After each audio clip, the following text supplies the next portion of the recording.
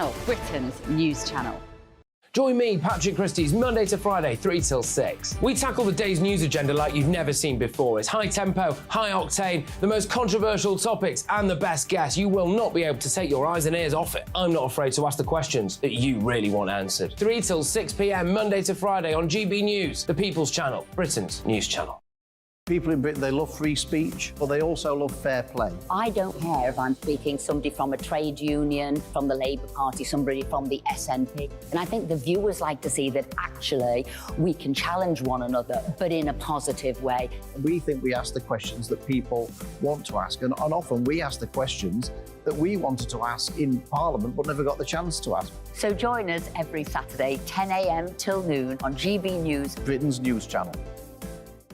It's all about family, being in people's living rooms, all the interaction and getting to know who our viewers and listeners are. When I was young, my dad used to say, "Nah, stop arguing." I wanted an outlet that would enable me to give my opinion. People are going through a really hard time right now, and I know that you don't feel like you're being listened to by the establishment. I came to GB News because it's the People's Channel, and I want the audience to have their say on the events of the day. We're dynamic. We do something different. Democracy shows that the wisdom of the nation is in its people. I get to travel to find out what the story is from a personal perspective. The British people aren't fools. We know when we're not being told the full story. We've got to work out how Britain moves forward from this. It's the best country in the world. The establishment had their chance. Now we're here to represent your views. Britain's watching. Britain's watching. Britain's watching. We're proud to be GB News, The People's Channel, Britain's news channel.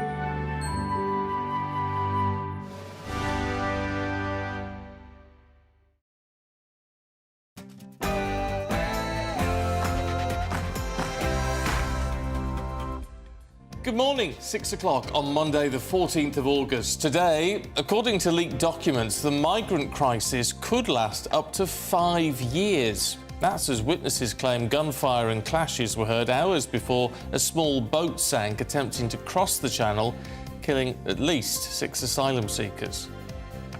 Prime Minister Rishi Sunak's been issued a stark warning that halting net zero plans could financially burden the public with even more costs.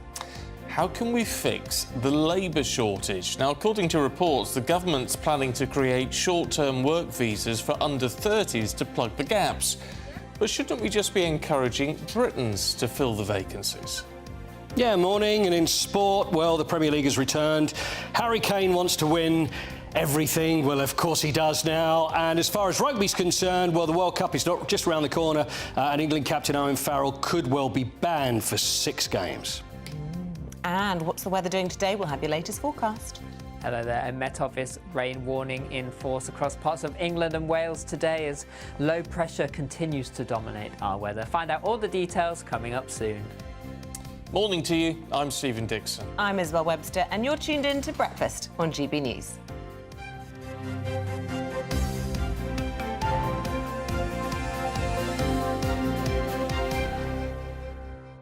You have to bear with me a little bit this morning because I had a crown fall out last night. And I can't get it repaired till Thursday, so it's really rubbing against my... The tooth isn't sore. Sleep. I've not had a lot of sleep.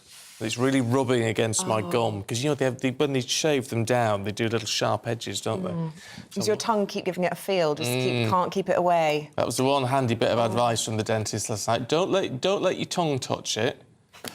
And that's all your tongue wants to do now. That's all your tongue wants to do, but it's really rubby against my gums. Oh, dear. Coffee o'clock. By Wednesday, my cheek, I'm going to look like a gerbil. It's going to be all out by there, so... Just on the one side? Honestly. Oh, so I'm struggling today. All right, well, sending you good vibes and hoping that you recover quickly. And you had an eventful weekend, what with skydiving and all the rest of it. Went to one of those indoor skydiving things. I haven't actually jumped out of a plane. But you know, it's really good fun. Really good fun. Booked in for September. It was a Christmas present from the in-laws for the whole family, and we've actually been putting it off. So I've been grilling Stephen this morning on how does it work? How do you dismount? How do you get... how do you get out of the wind tunnel? Yeah, no, it's really... Do you just collapse onto the floor when they turn the wind off? No, because you don't turn the wind off. Keep the wind on while... Because okay. there's a big group of you and you all take your turn. OK. So you literally have to pull yourself out of the door. Well, how will my 5-year-old do that? Because there'll be an instructor in there with you. That sounds brilliant. Your 5-year-old will be held on to all the time. And is this in any way connected to your crown coming out? Do you know, I'd not thought of that. An injury, maybe. It could have been blown out. Maybe, I don't know. Oh, there's a case in there for you. No, literally, it just fell out last night. I have nightmares like that. What's this? But it was the crown. Oh, no. Oh, anyway, the stuff... And that'll be another 500 quid to get fixed. Yeah, it's not cheap. Or something you had like a dentist that was open on a Sunday, though, which is quite something. Yes, I rang up yesterday. Well, I went onto the website because I thought I'll send them a message on their website, then they'll get back to me first thing Monday morning. And it said they were open. That's amazing. So I rang them up and they were like, oh, yeah, come on in. Fantastic. And it was heaving. Well, not surprised. There's demand, isn't there? Well, there you go. If you've got a dentist open on a Sunday, let me know. I couldn't believe it. Let us know what you've been up to, how eventful your weekend has been. But in the meantime, we'll crack on today with our top story. Yeah, the migrant crisis could last another 5 years until it's brought under control.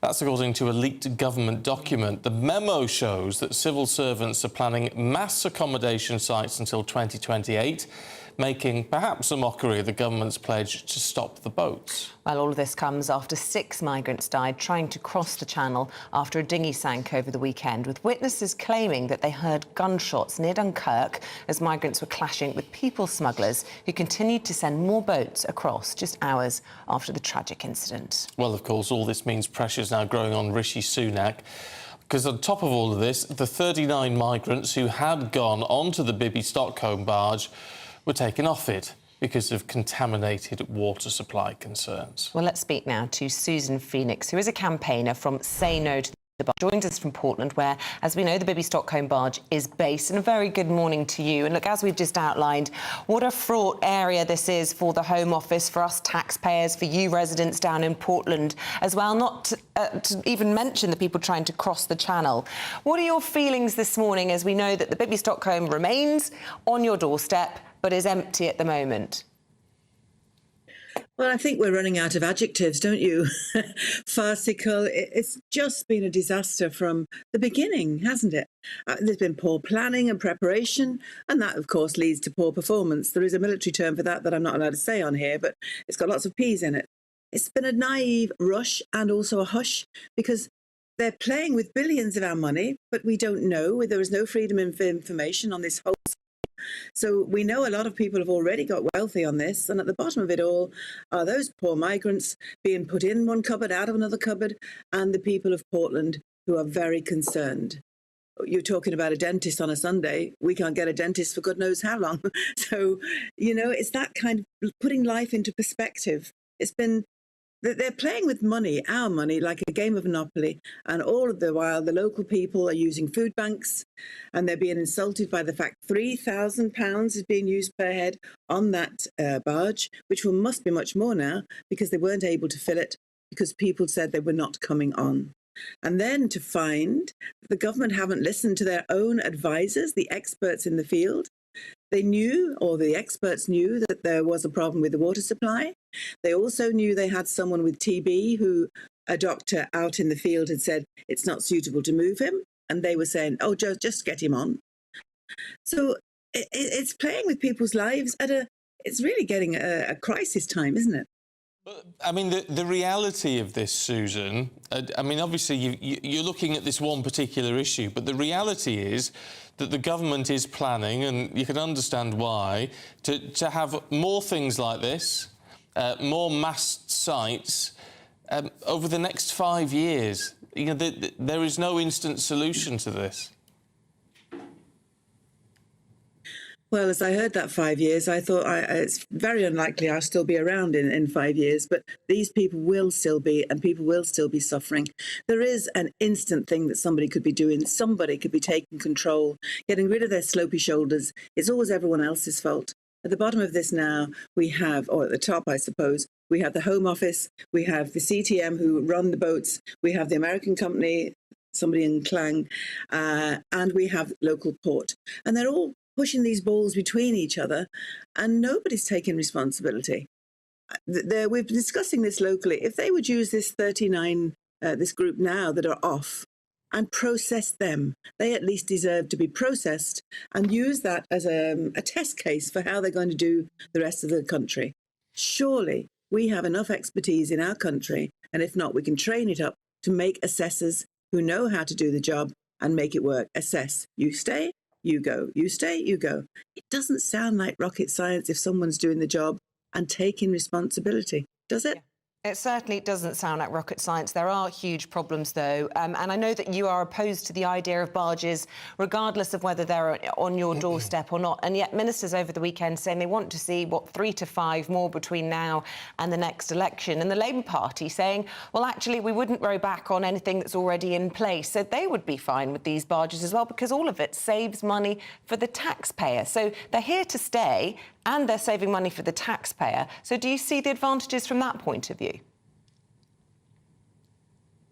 No, because the sums being done at the moment, and I'm not very good with my numbers, but the sums being done at the moment are showing that it is not cheaper than using what they're using at the moment. We don't think they should be using the hotels either, but it certainly is not cheaper. At 3,000 a head, it's 2,500 a head in hotels, seemingly. But our 3,000 is mounting because it's a never-ending patch-up job.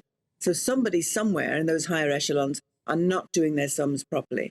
I think there's a big question of pride and not wanting to go back on something at the expense, as I've said before, at the poor people out here on the island, in the communities, and those migrants who really don't know which end is up. They should be able to stop the migrants coming in.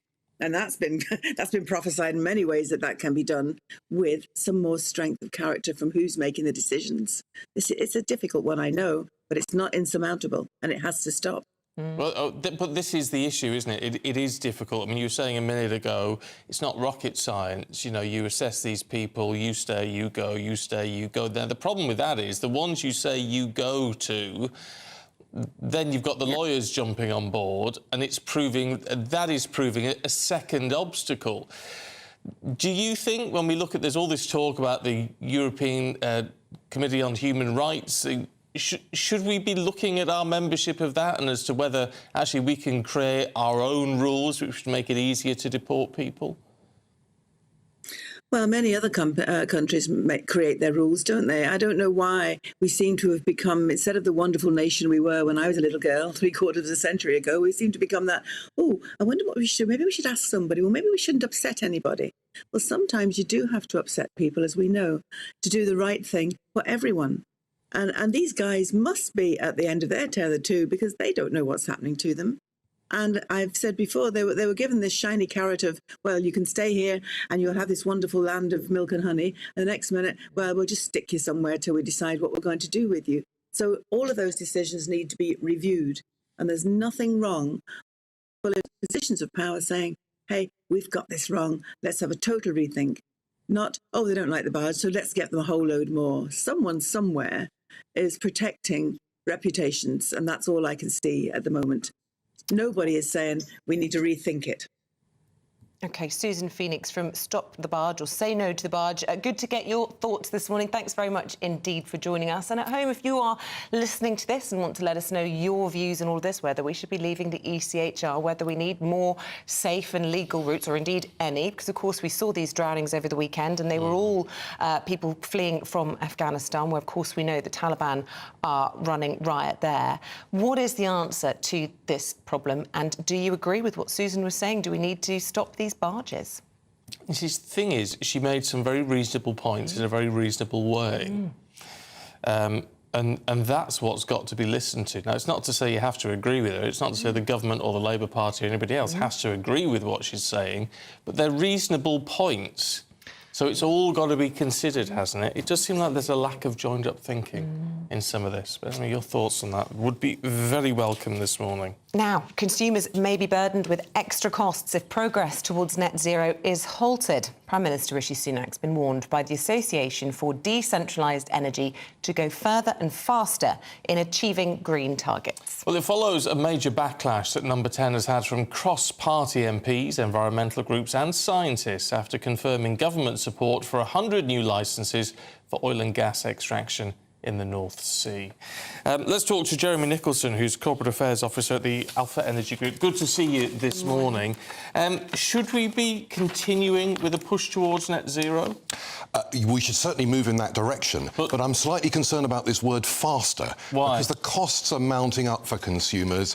It's a good thing to have more clean energy, and who would object to that? But having more clean energy at greater cost is a real issue for consumers at a time when the cost of living is a real concern, and it's a concern for businesses that need to remain internationally competitive as well.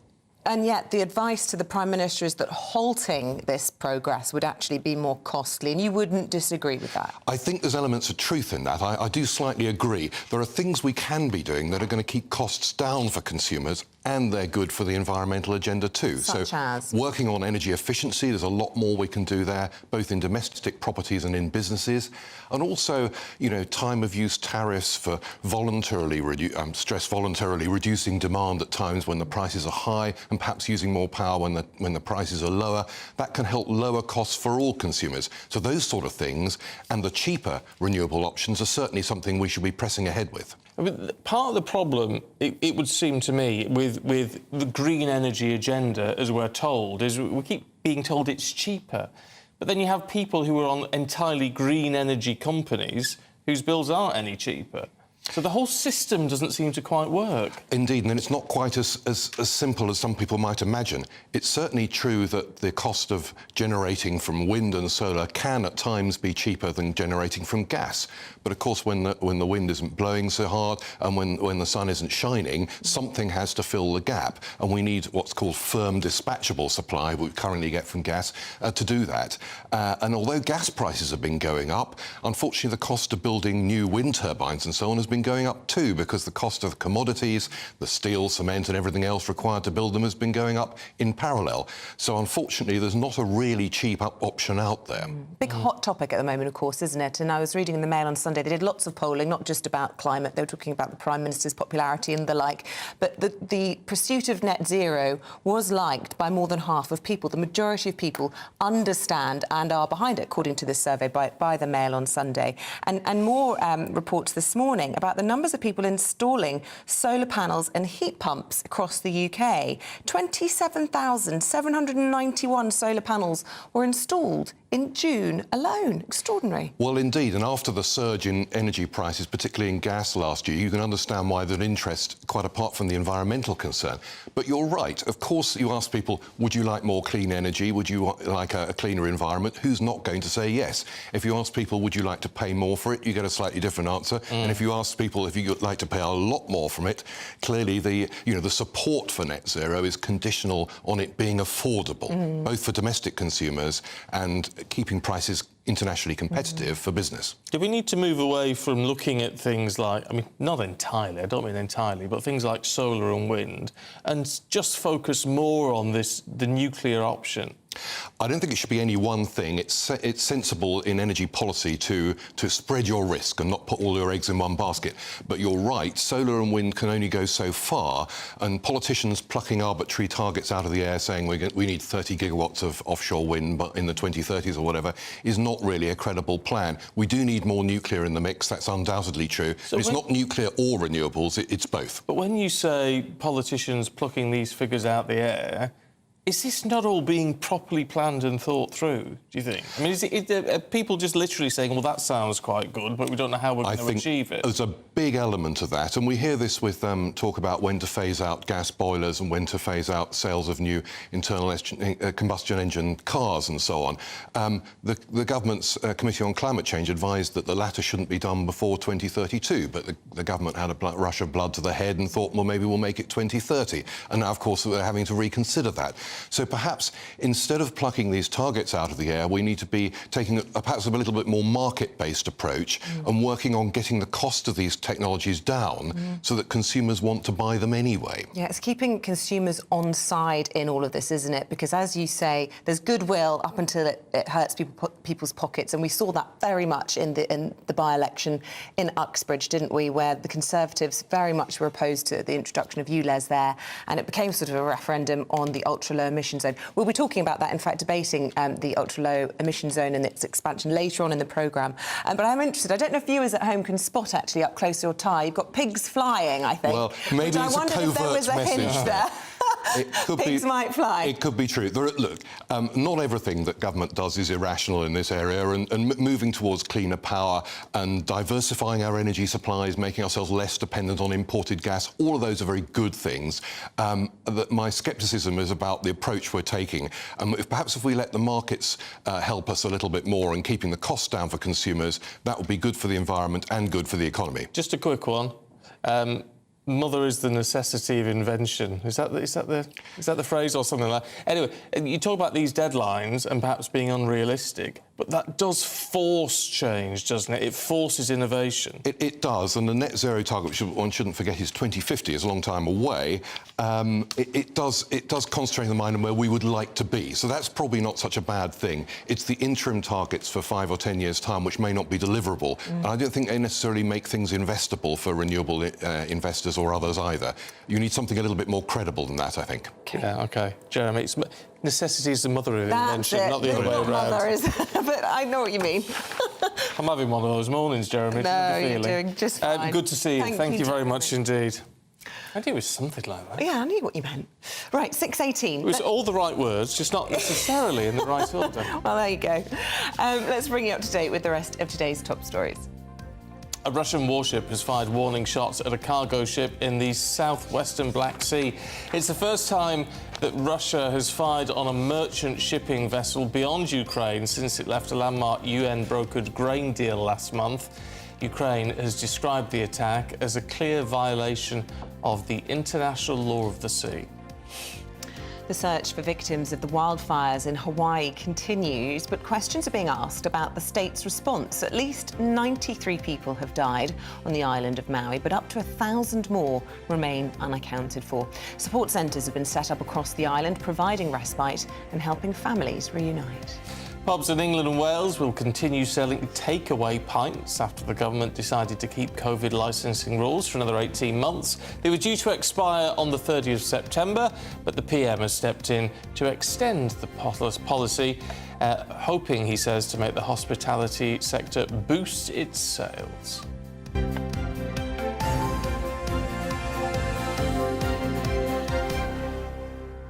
Very damp start to the day where I live this morning. Let's find out from Greg Dewhurst what it's like where you are. Here's your forecast. That warm feeling inside. From Boxed Boilers. Proud sponsors of weather on GB News. Hello there, I'm Greg Dewhurst and welcome to your latest GB News weather forecast. An unsettled day ahead, especially across parts of England and Wales. Some heavy rain, a Met Office warning in force across the northern parts of England and parts of Wales, as well as this heavy rain slowly pushes eastwards through the day. Some tricky travelling conditions. Sunnier skies across Northern Ireland and Scotland, but plenty of heavy and possibly thundery showers here too. Later on in the day, we could start to see some glimmers of sunshine further south and west. Quite a humid feeling day here, and temperatures generally the high teens to the low 20s across the board.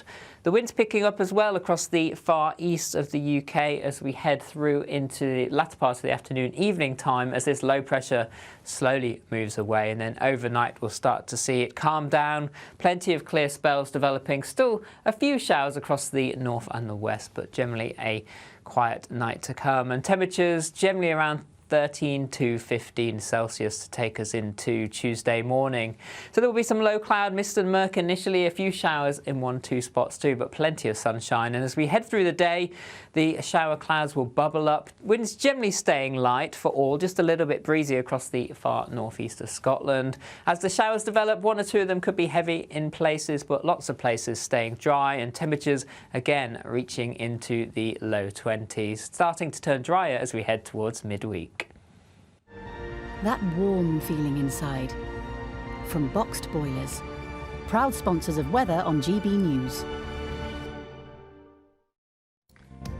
Ah, miserable, basically. There you go. But a heat wave on the way, if you believe the papers. Another one. Fingers crossed. So they say. Anyway, look, we're going to all the sport for you in just a moment with Paul Coyte. What you get for breakfast is something that, if we do our jobs right, you will wake up to news that you didn't know the night before. It's a conversation. It's not just me and Eamonn. We want to get to know you, and we want you to get to know us. From 6, it's Breakfast with Eamonn and Isabel. Monday to Thursdays on GB News, Britain's news channel. When the news happens, it happens here. And really important breaking news. Breaking news this morning. On TV, radio and online, the news starts here on Britain's Newsroom. All the biggest stories and the answers that you need from across the UK and beyond. Join Britain's Newsroom from 9:30 on GB News. The People's Channel, Britain's news channel. Join me, Patrick Christie's, Monday to Friday, 3 till 6. We tackle the day's news agenda like you've never seen before. It's high tempo, high octane, the most controversial topics and the best guests. You will not be able to take your eyes and ears off it. I'm not afraid to ask the questions that you really want answered. 3 till 6 p.m, Monday to Friday on GB News, the People's Channel, Britain's news channel. Westminster is going around in ever-decreasing circles, followed by the media. Britain is broken. How on earth did we get into this mess? But more importantly, how do we get out of it? Join me at 7 p.m, Mondays to Thursdays on Farage, here on GB News. We will have open, rational debate. We've got to work out how Britain moves forward from this. Join us here on GB News, the People's Channel. Britain is watching. People in Britain, they love free speech, but they also love fair play. I don't care if I'm speaking somebody from a trade union, from the Labour Party, somebody from the SNP. And I think the viewers like to see that actually we can challenge one another, but in a positive way. We think we ask the questions that people want to ask, and often we ask the questions that we wanted to ask in Parliament but never got the chance to ask. So join us every Saturday, 10 a.m. till noon on GB News, Britain's news channel.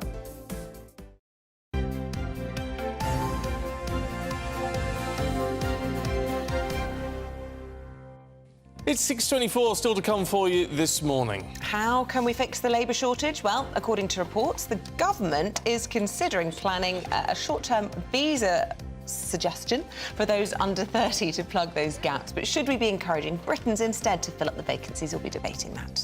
Junior doctors in England striking again, thousands demanding a 35% wage increase. Just in line with inflation. That isn't in line with inflation. Yeah. But are their demands pushing us further away? And as always, we want to hear your views and we'll reflect as many of those as we can.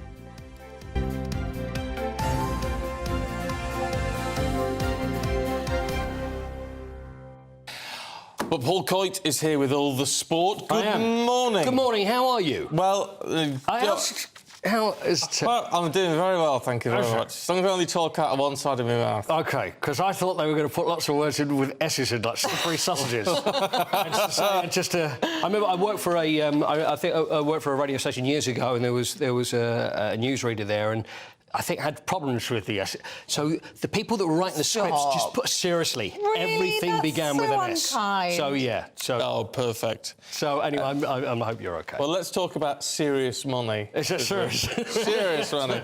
Yes. £115 million. Huge amount of money. We're talking about Moses Caicedo. I say Moses Caicedo, who plays for Brighton. And there he is, a fantastic young player. He's only 21 years old, from Ecuador. So Brighton signed him for around £4 million 2 years ago. and now Chelsea and Liverpool both want him. It looked like he was going to go to Liverpool, and then decided that Liverpool was not where he wanted to go. So now 115 million pounds. So he's going to be moving to Chelsea, and it's a huge amount of money, isn't it? 115 million. It's 20 million more than Harry Kane. Yeah, I don't really get that. But the fact that he's 21 years old, and they need a player in that position. In fact, both Liverpool and Chelsea do, and they're prepared to spend the money. And the amount of money that Chelsea have spent. Now, we heard about when Todd Boehly came in and the American consortium came in and took over Chelsea. They have spent £821 million in 3 transfer windows. It's just mind-blowing. And the thing is, and when they talk about transfers, the amount of money that's being spent, there's this thing called FFP, which is financial fair play. So they have to be bringing in a certain amount of money to be able to spend the amount of money, so it all works. But when you think 821 million, it's how on earth do you work that out? It's unbelievable. Yeah. It's unbelievable amount of money. And when you mention Harry Kane, and of course, Harry, I'm still trying to come to terms with this. I saw what you were posting at the weekend. You're very upset. I'm a little upset. Did it come out? It didn't come over bitter though, did it? It was just a little upset. No, just a bit down. It was That's okay. It was just when you kept posting clips of you interviewing Harry Kane. Yes, with a tear in my eye, openly weeping. Well, he's now gone to Bayern Munich, and it all happened. And he played for Bayern Munich on Saturday in the German Super Cup, and they lost 3-0. And I was thinking... Work out what that's done, you know, his FFP for them. Yes, yeah, I mean, but anyway, then he's over there, and now Harry Kane's now saying, I want to win everything. Well, of course he does now. Yeah, he knows Spurs, of course he does. But, you know, he plays for Bayern Munich on Saturday for the first time. Yes. And then on the front of the Sun this morning, they're saying Kane could play for Germany. Now... Not that Kane. It's... If he has a kid there, right? It's amaze you, though, as some... I mean, obviously being loving sport as I do, but doesn't it amaze you, and I was talking to Dawn about this earlier, the fact that Harry Kane has made the front page of the Sun now, 3 days in a row. And let's face it, it's a footballer that's moving teams. Yeah. So now they're looking for everything, whether there's some sort of thing he's going to start... Yeah, I don't know whether there's going to be a story about him that they're going to then talk about. I don't know, but it's the Kane playing for Germany. It's saying that because his wife's very pregnant, and then when the baby's born, it will probably be in Germany, and therefore the child will be able to play for I reckon Germany. she'll fly home to have the baby. Do you think so? Yeah, well, my mother-in-law was pregnant in Germany, and she was an army wife, and she flew back to have my husband in the UK, stayed here for 2 weeks, and then flew back. See, he could have played for Germany. I could have, but instead... He could have played for Germany. Yeah. But anyway, there's Harry, and Spurs played yesterday as well. Oh, yeah. At Brentford. Entertaining? It was entertaining. Yes, did you not find it entertaining? Well, I thought so, but they could have done with a win. Certainly could have done with a win. 2-2. But you know what was interesting is that the game was nearly postponed. Oh, right. Due to lack of water in the stadium. What? This is I've never known this before. I first came aware of it when I visited, obviously, the gents, went to wash my hands, no water. There was no water anywhere. Everybody said, like, well, where's the water? And then we're waiting for the start of the game.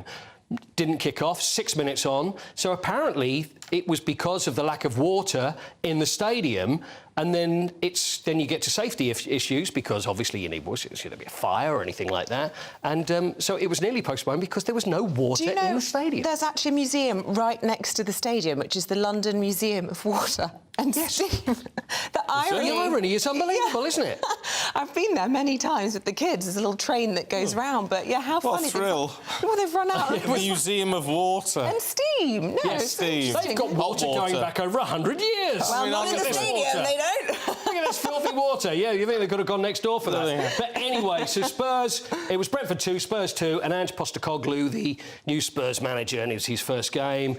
No water. I found myself sitting with the Brentford fans. Always have to be very careful if you're sitting in an away end, and I got spotted for... I was trying to keep it down. Spurs scored. I'm sitting there with my son, and I found myself going, and you go, no! And then there was a little word from behind saying, I see what you're doing. You shouldn't be sitting in this end. Can we just have a quick look at something which disturbs me? What disturbs you? It's the penny farthing World Championship. Yes. But at Beachy Head. I have no idea why at Beachy Head. They're not known for their fabulous breaks, aren't they? Oh, gosh, don't say that. Right, OK. Beachy Head sounds a very odd place to do it. Well, I think it's a hill thing. the World Championship hill climb at Beachy Head. There we are. Now, that's not just a stock photograph of a man on a penny farthing. There he is taking part. They set off in 1-minute intervals. It's just like a time trial. Yeah. I don't know how many penny farthings there are, but I know you know cycling better than I do. I'd never quite understood the point of a penny farthing with such a huge wheel. How on earth are you supposed to get on the thing, ride it around? It's just ridiculous. How you get on them? I can't answer that. Well, what's the point in them? Why did they have them? Before gears existed. They don't have Sturmy arches in those days? You needed a big wheel to actually get any speed. Right. But you say they've got dodgy brakes, so you get your speed up, and then what happens? It doesn't sound good. Can you imagine? You're about 50 foot in the live, huge wheels, trying to slow down, going down a hill at 50 miles an hour on a penny farthing. No idea. Foolhardy. It's crazy. Well, it is. Tom Pidcock would never get involved in such a thing. Viewers that perhaps saw some penny farthings yesterday, let us know. Were you there in Sussex at the World Championship hill climb? That must have been quite a spectacle. There were only 7 people there, Isabel, oh, really? to be honest with you. I think there were more competitors than there were actual spectators. Fabulous. I have a point. Coity, thank you very much. Thank you. Right. Oh, dear. After that... It's woken us up, isn't it? Still to come. Can we fix the UK's labour shortage? A report suggests the government could create short-term work visas for those under 30 to plug the gaps. Should we be encouraging Britons to fill these vacancies instead? We'll be debating it next. The Live Desk with me, Mark Longhurst. And me, Pip Thompson. It's here Monday to Friday on GB News. From midday, we'll bring you the news as it breaks, whenever it's happening and wherever it's happening, from across the UK and around the world. Refreshing, feisty, but with a bit of fun too. If it matters to you, we'll have it covered on TV, radio and online. Join the Live Desk on GB News, the People's Channel, Britain's news channel. So Jubes and Kerr, we tackle the issues of the day with real robust debate, both sides of the fence, battling it out with me in the middle with my forthright opinions and views, and often really interesting things happen because you start with a position and then by the end of the debate you find actually, well, I might not have thought about that one. What we need in this country is 2 new political parties. You should maybe think about doing a 2024 calendar. I'm Michelle Dewberry and I'm keeping you company right through until 7 o'clock this evening. GB News, the People's Channel, Britain's watching. Monday to Thursday, 9 p.m. till 11 p.m. Join me, Dan Wootton. I'll bring you the sharpest takes and hottest debates. Do you not believe in prisons? I don't believe in prisons. I'm completely stunned. I guarantee you there'll be no spin, no bias, no censorship. I actually was personally quite offended by it. And no reason to go to bed. So I guess they've always been quite woke. That's Dan Wootton tonight on TV, radio and online. Monday to Thursday from 9 p.m. till 11 p.m. on GB News. The People's Channel, Britain's news channel. In a world of dull and predictable radio and TV shows. Oh, hi. On Mark Dolan tonight, we've got big guests. We drill into the big stories of the day. The show adds up to a brilliant listening and viewing experience. Mark Dolan Tonight is the most entertaining current affairs show ever, and that's a fact. That's Mark Dolan Tonight, Friday, Saturday and Sunday from 9. Only on GB News, Britain's news channel.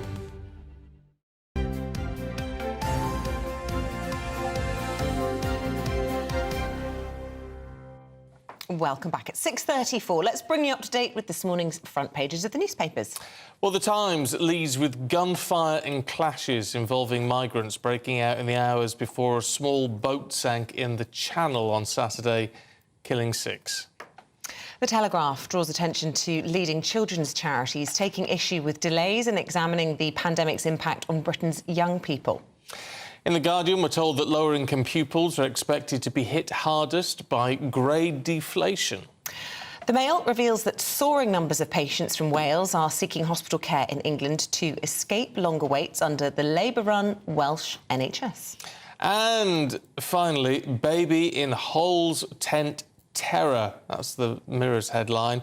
A baby having an incredible escape after a car careered off a road into a campsite and smashed over the tent where it was asleep.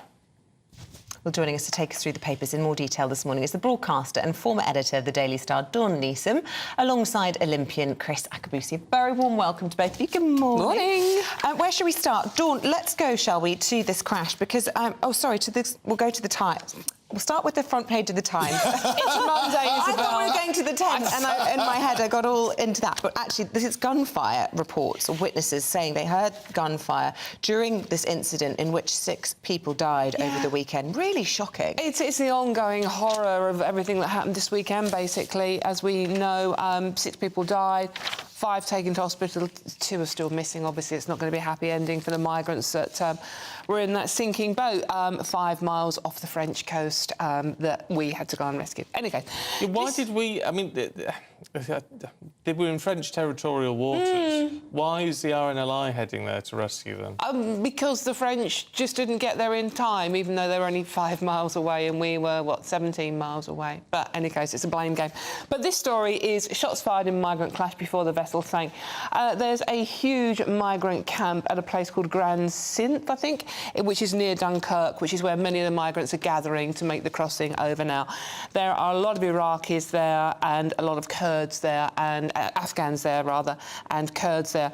And there is gang rivalry going on.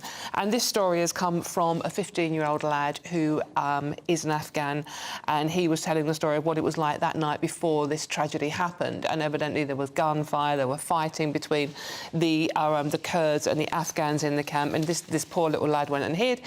He did get on one of the boats leaving that night, but obviously was rescued by a French ship, unusually, and is now back in France, but is determined to get over to England. He's only 15 years old, and he was obviously terrified. But it's just the ongoing mess that no one seems to be able to sort this out. Now, bearing in mind, that £480 million deal was struck with the French in March, which supposedly was meant to stop all this, or at least help stop it. Yeah. And it just doesn't seem to be. It's I heard some defence that they were saying that August is the month that most French take their annual leave. Yes. And lots of the patrolling French, the French police were away. are on holiday. But it's also peak season for crossings, right? Even so, I mean, 509 migrants crossed on Saturday, 1,600 in 3 days. Now, if you're talking about the barge again, the ongoing story of that, the Bibi Stockholm holds 500.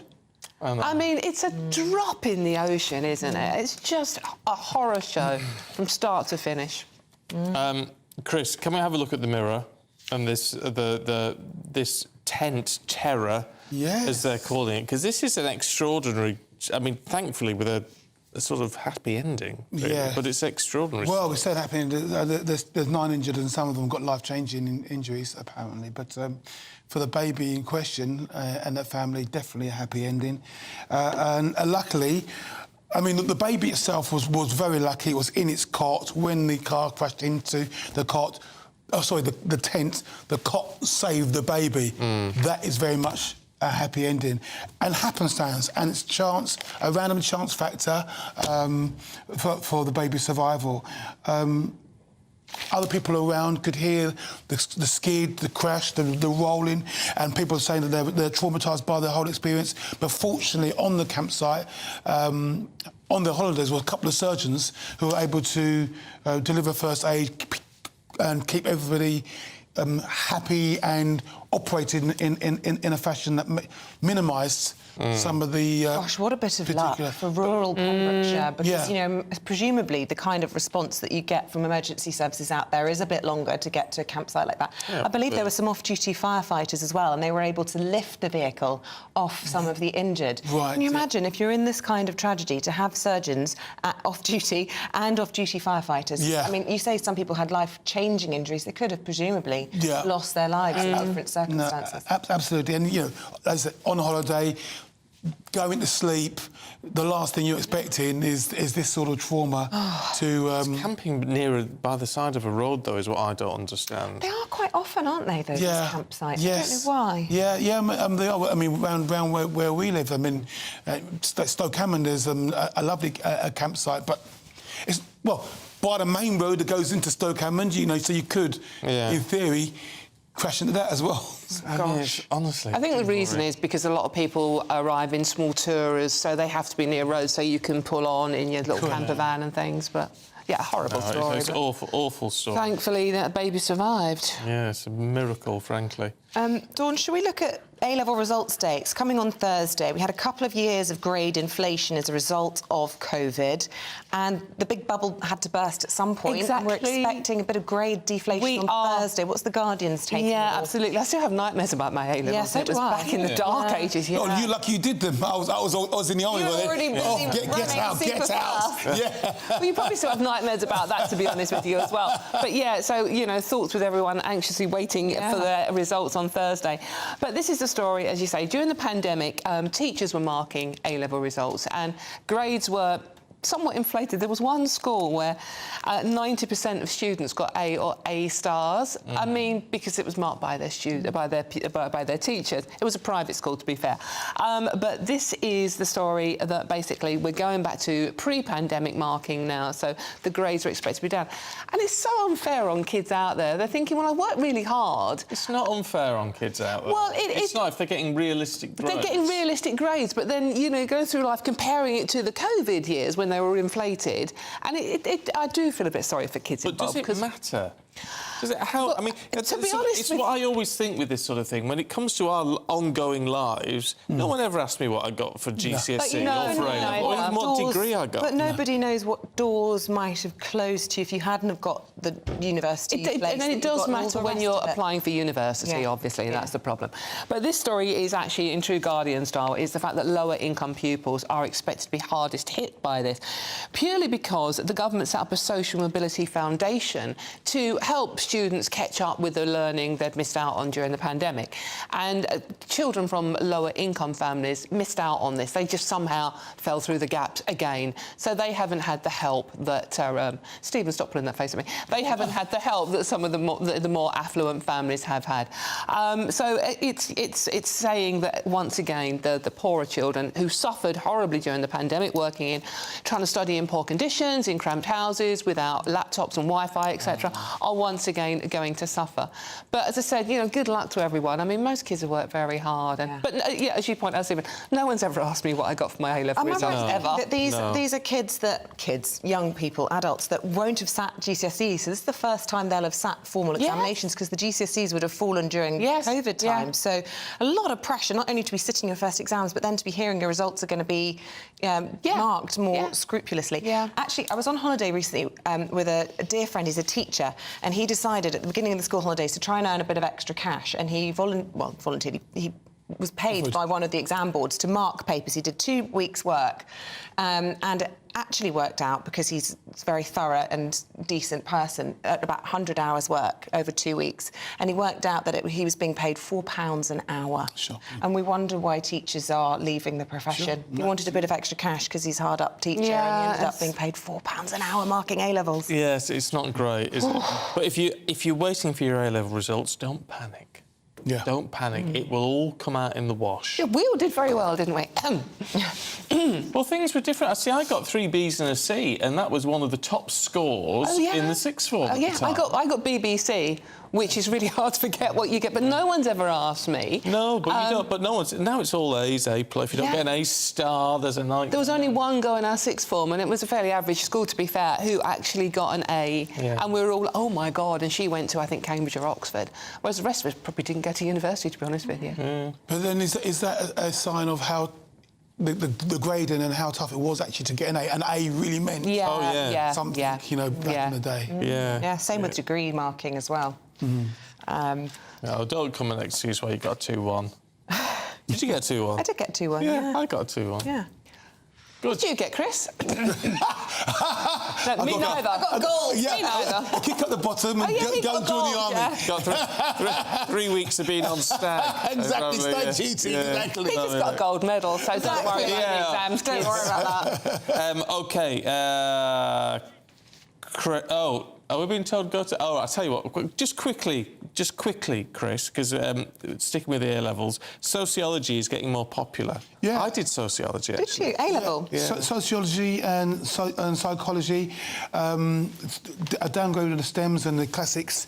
And really, basically, they wanted to say this is about young people and their activism. But as you go further into the piece, it actually talks about meaning in life. The loss of formal religion. They've been through Brexit, COVID, alarmism of climate change, war in Europe, and so asking, well, what is life? And so young people are now going to sociology and psychology to make up their own mind. Is that your own? No, as you go further into the piece, it talks about the meaning in life. So they've seen a decrease in religion and an increase in uptake in these sorts in sociology. It's subjects like German and foreign languages and maths and things like that are going down in popularity. Is sociology really going to help you get a job, though? No, it's not about getting a job, though. It's about more important than a job is. Who am I? Where am I going? What's this all about? You wake up one day and you're thrown into this world. Well, what's all this about? And you've got all this infrastructure across you, and you've got the governments who are manipulating your life. You're thinking, is this right or wrong? Am I voting right? Am I voting left? But Chris, wondering about the meaning of life is not going to pay your mortgage, is it? No. But it's not always simple as that. It will teach you critical thinking, and it will stop coming on with your sociology. Oh, no, I think it's... it's really important. I think it's probably more important. You'll find your right way in life once you know who you are in life.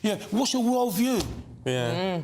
Absolutely. Who are these people one related to? I have no idea. I don't know Not a clue, I've got no idea what he's talking about anymore. None. Lovely stuff. We're going to leave you two there for now. Shortly. Yeah. Now, the migrant mayhem has taken a turn as the government is planning to seek short-term visa deals for the under-30s, which would allow young people to work and live in the UK. This would be part of the Global Britain strategy, and it means that countries including Mexico, Malaysia and South Korea could be part of the deal. So we're asking this morning, is this a sign of Britain that can't really wean itself off migrant labour? Let's talk to one of our colleagues, Eamonn, who thinks we have a tight labour market already. And Matthew Goodwin-Freeman, who's a Conservative councillor and thinks that Made in Britain is the way forward. Good morning to you both. Let's start with you, Albie. What's your view in all of this? My view is that it's a neat solution to a problem that we face in Britain, which is that we have a shrinking labour force and an ageing population. You will have remembered reports last week that the government was trying to encourage the over 50s back into work by telling them to get on their bikes and become delivery drivers and plug the labour shortages that we have. No one was very happy about that. So this week the government is saying, well, they want to fill those employment gaps with short-term migration of under-30s from partner countries like Malaysia, Mexico, and this might even expand out to countries like Germany and France as well. These migrants would be young people under the age of 30. It's not a route to settlement. It's just people here on temporary visas for 2 years. And then, of course, the converse is young people from Britain would be able to go to those countries and work as well. So that the impact on migration figures might actually be neutral. So what do you reckon to that, Matthew?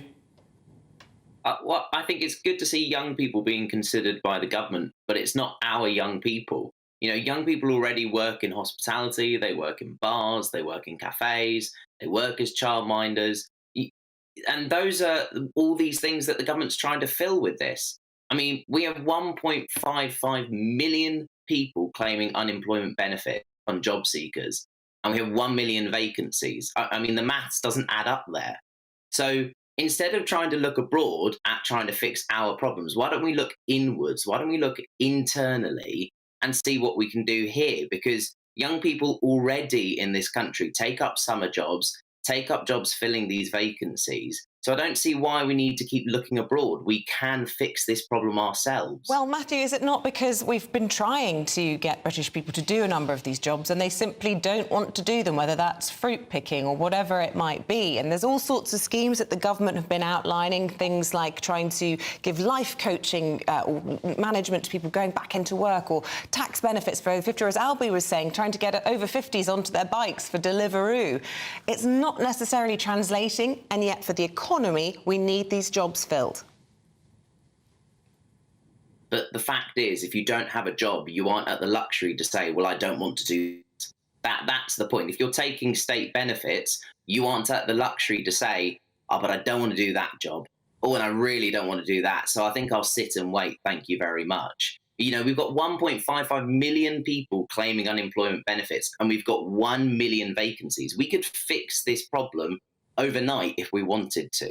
And I think, you know, I think back to my time at school. I took up a job after school cleaning the toilets, cleaning the desks, hoovering the floors. I'd come in the next day and friends would say, "Oh, did you enjoy scrubbing the toilets? Did you enjoy doing that?" I said, "Well, it's a job. It's a bit of extra money. And frankly, I'm not above any job. You know, I'm a student, I'm learning. It's a bit of extra money." And that's the attitude that I think we need to take. So we need to look at our own country. You know, young people already take on summer jobs. They do incredible stuff, but half the time they don't get any recognition for the extra responsibilities that they take whilst also studying. Albie, you mentioned a labour shortage in this country, which we need to fill. But there's a fundamental problem, isn't there, when you also said, but, you know, this is reciprocal. This means that our young people can go to Mexico or South Korea or... So, I mean, we can't import some people whilst exporting at the same time. That makes no sense. I think it makes complete sense because ultimately, for the countries that you have just mentioned, South Korea, Mexico, I think the UK is a much more attractive proposition for those people to come here for 2 years and work than it is reciprocally. So I think until this scheme expands to countries like Germany, France, perhaps Canada, Australia, and New Zealand as well. The CANS UK scheme was something I was really excited about after Brexit. I don't think it's necessarily going to be a problem with more British young people going to those countries than they are coming here. I think this is a really exciting opportunity for Britain, and I think it should be expanded. It's something which young people, I think, would really benefit from, and it's something which we can offer as Conservatives to young people at the next general election. Go and work in another country for 2 years, learn a language, learn a culture, learn a skill, and then come back and use those skills here. I suppose with the loss of Erasmus schemes and all the issues that have been widely reported about problems with, say, au pairs coming in from Sweden or nearby, this is an opportunity to try and broaden those international links, I suppose, Albie. But what would you say to those people who say, well, actually, by importing people for a couple of years on these visas, they'll presumably be doing jobs for low wages because they're better paid than they would be in, say, wherever it is, in Mexico, and that's undercutting the economy here, and that is why British people don't want to do these jobs. And actually we need to say, no, we need to try and create a better high-wage economy here in the UK. Isabel, I think that's a really important point. There are some regulations in place that allow employers actually to pay immigrants less than British workers. I think that is totally wrong. I think what would need to go in place alongside this new policy, if it is pursued, is the getting rid of that regulation. You know, we should not be able to be paying immigrants less than British workers so they can undercut our labour market and push down wages for everyone. There is a fundamental problem, Matthew, isn't there, in the sense that, you know, when it comes to things like hospitality, we do look down on those jobs. You look at, you only have to go to Europe or even the United States. Those are considered careers that people can really thrive in. We need to change our attitude to that, don't we? Yeah, absolutely. Young people already take on roles in bars, as baristas in cafes, as au pairs, as childminders, summer teaching. You know, that's what young people already do, and that's exactly what the government is trying to fill. But when it comes to later in life, when it comes to job applications or anything like that, those are just seen as summer jobs. They're just seen as, you know, filling a gap for a bit of extra money. Let's be clear. If you've taken on a job, you've gone to a job interview, you've demonstrated you've got responsibility, you've turned up on time, you're often, you know, if you're a waiter, you're dealing with multiple pressures at the same point. These are respectable things alongside your studies as well. So we need to change our attitudes. We need to realise that a lot of people are trying to do their bit. And if we've got 1 million vacancies and 1.5 million people out of work looking for work, we need to look at our own. We need to made in Britain. That's what we need to get back to. OK, look, interesting points. Matthew, Albie, thank you very much indeed. Good to get your thoughts. What do you think about it? GBViews at GBNews.com. I do sort of think, I mean, I'm more drawn towards what Matthew's saying, in that, if, you know, we've got 1.5 million people out of work and 1 million vacancies. Why not fill them? But this has been the problem for a long time, hasn't it? Trying to get people off these sorts of benefits and back into work. Yeah, all governments want to achieve it, and no one's been successful. In the meantime, we've got these job vacancies. Yeah, but so what is the solution? But the system, when you're on the dole, is meant to be if you're offered a job and you sort of have to take yes, it. That was my understanding. So why not do it? And as Matthew says, we're not above any job. The world doesn't owe you a living. Absolutely. So keep those thoughts coming in, GBViews at gbnews.com. For now, though, we're going to take a look at your Monday forecast. Here's Greg Dewhurst. Looks like things are heating up. Boxed boilers, proud sponsors of weather on GB News. Hello there, I'm Greg Dewhurst and welcome to your latest GB News weather forecast. An unsettled day ahead, especially across parts of England and Wales. Some heavy rain, a Met Office warning in force across northern parts of England and parts of Wales, as well as this heavy rain slowly pushes eastwards through the day. Some tricky travelling conditions. Sunnier skies across Northern Ireland and Scotland, but plenty of heavy and possibly thundery showers here too. Later on in the day, we could start to see some glimmers of sunshine further south and west. Quite a humid feeling day here, and temperatures generally the high teens to low 20s across the board. The wind's picking up as well across the far east of the UK as we head through into the latter part of the afternoon, evening time, as this low pressure slowly moves away, and then overnight we'll start to see it calm down. Plenty of clear spells developing. Still a few showers across the north and the west, but generally a quiet night to come. And temperatures generally around 13 to 15 Celsius to take us into Tuesday morning. So there will be some low cloud, mist and murk initially, a few showers in 1-2 spots too, but plenty of sunshine. And as we head through the day, the shower clouds will bubble up. Winds generally staying light for all, just a little bit breezy across the far northeast of Scotland. As the showers develop, 1 or 2 of them could be heavy in places, but lots of places staying dry, and temperatures again reaching into the low 20s, starting to turn drier as we head towards midweek. Looks like things are heating up. Boxed boilers, proud sponsors of weather on GB News. Coming up, we've got more on that leaked government memo that has revealed the migrant crisis could last for the next 5 years. Bringing more reaction to that in just a moment. This is Brett. Monday to Thursday nights on GB News. At 6, it's Dubes & Co. 7 o'clock, Farage. At 8, join Jacob Rees-Mogg. And at 9, Dan Wootton Tonight, followed by headliners on TV, radio and online. This is GB News. Now then, Lee Anderson here. Join me on GB News on my show, The Real World, every Friday at 7 p.m. I'm not eating bloody cat. Are you Delicious. mental? Open your mouth. OK, here comes a train. Reminds me of the scene in Singing in the Rain. Adam, is that a good one? Whoa! Join me at 7 on GB News, Britain's news channel. Join us every night on GB News at 11 p.m. for Headliners, which is 3 top comedians going through the next day's news stories, which is exactly what you need, because when the establishment has gone crazy, you need some craziness to make sense of it. So join us 11 p.m. every night on GB News, the People's Channel, Britain's news channel. I joined GB News because I was sick and tired of not hearing my views being represented, not just mine, but so many people that I knew and spoke to. I just couldn't get my voice out there. I couldn't say anything, I couldn't do anything. Whatever the narrative was, I kind of had to follow it. GB News is there to provide a voice for those who have been ignored by the establishment media. We think different things, we've got a different style. GB News is here to be optimistic and positive about the future. It's real kind of dynamic and flowing, with the audience very much at the heart of it, like a big family. Here at GB News, we talk about the things that matter to you. Hearing the voices from right across our towns and cities, especially our towns. All sides of the argument represented with a heavy dose of opinion. We're on a mission here to make a difference. And the GB News family really is here for you, and whatever time of day you can watch or listen. Britain's watching. Britain's watching. We're proud to be GB News. The People's Channel. Britain's news channel.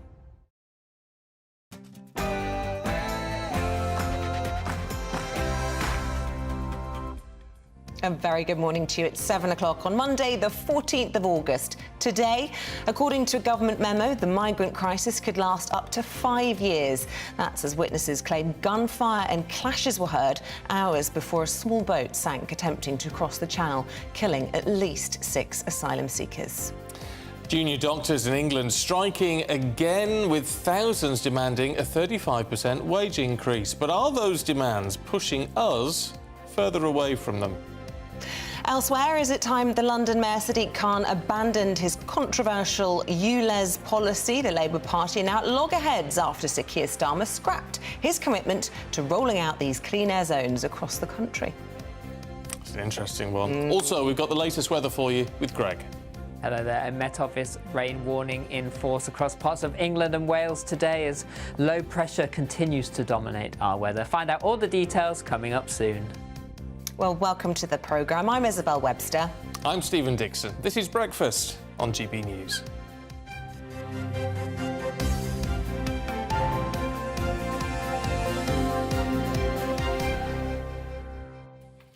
To our top story then this morning, the migrant crisis could last another 5 years before it's brought under control, according to a government document. The memo from the Home Office shows civil servants are planning mass accommodation sites until 2028, making a mockery of the government's pledge to stop the boats. Well, it comes after 6 migrants died trying to cross the channel after a dinghy sank. Witnesses claiming that gunshots were heard near Dunkirk as migrants clashed with people smugglers who continue to send more boats across the channel just hours after the incident.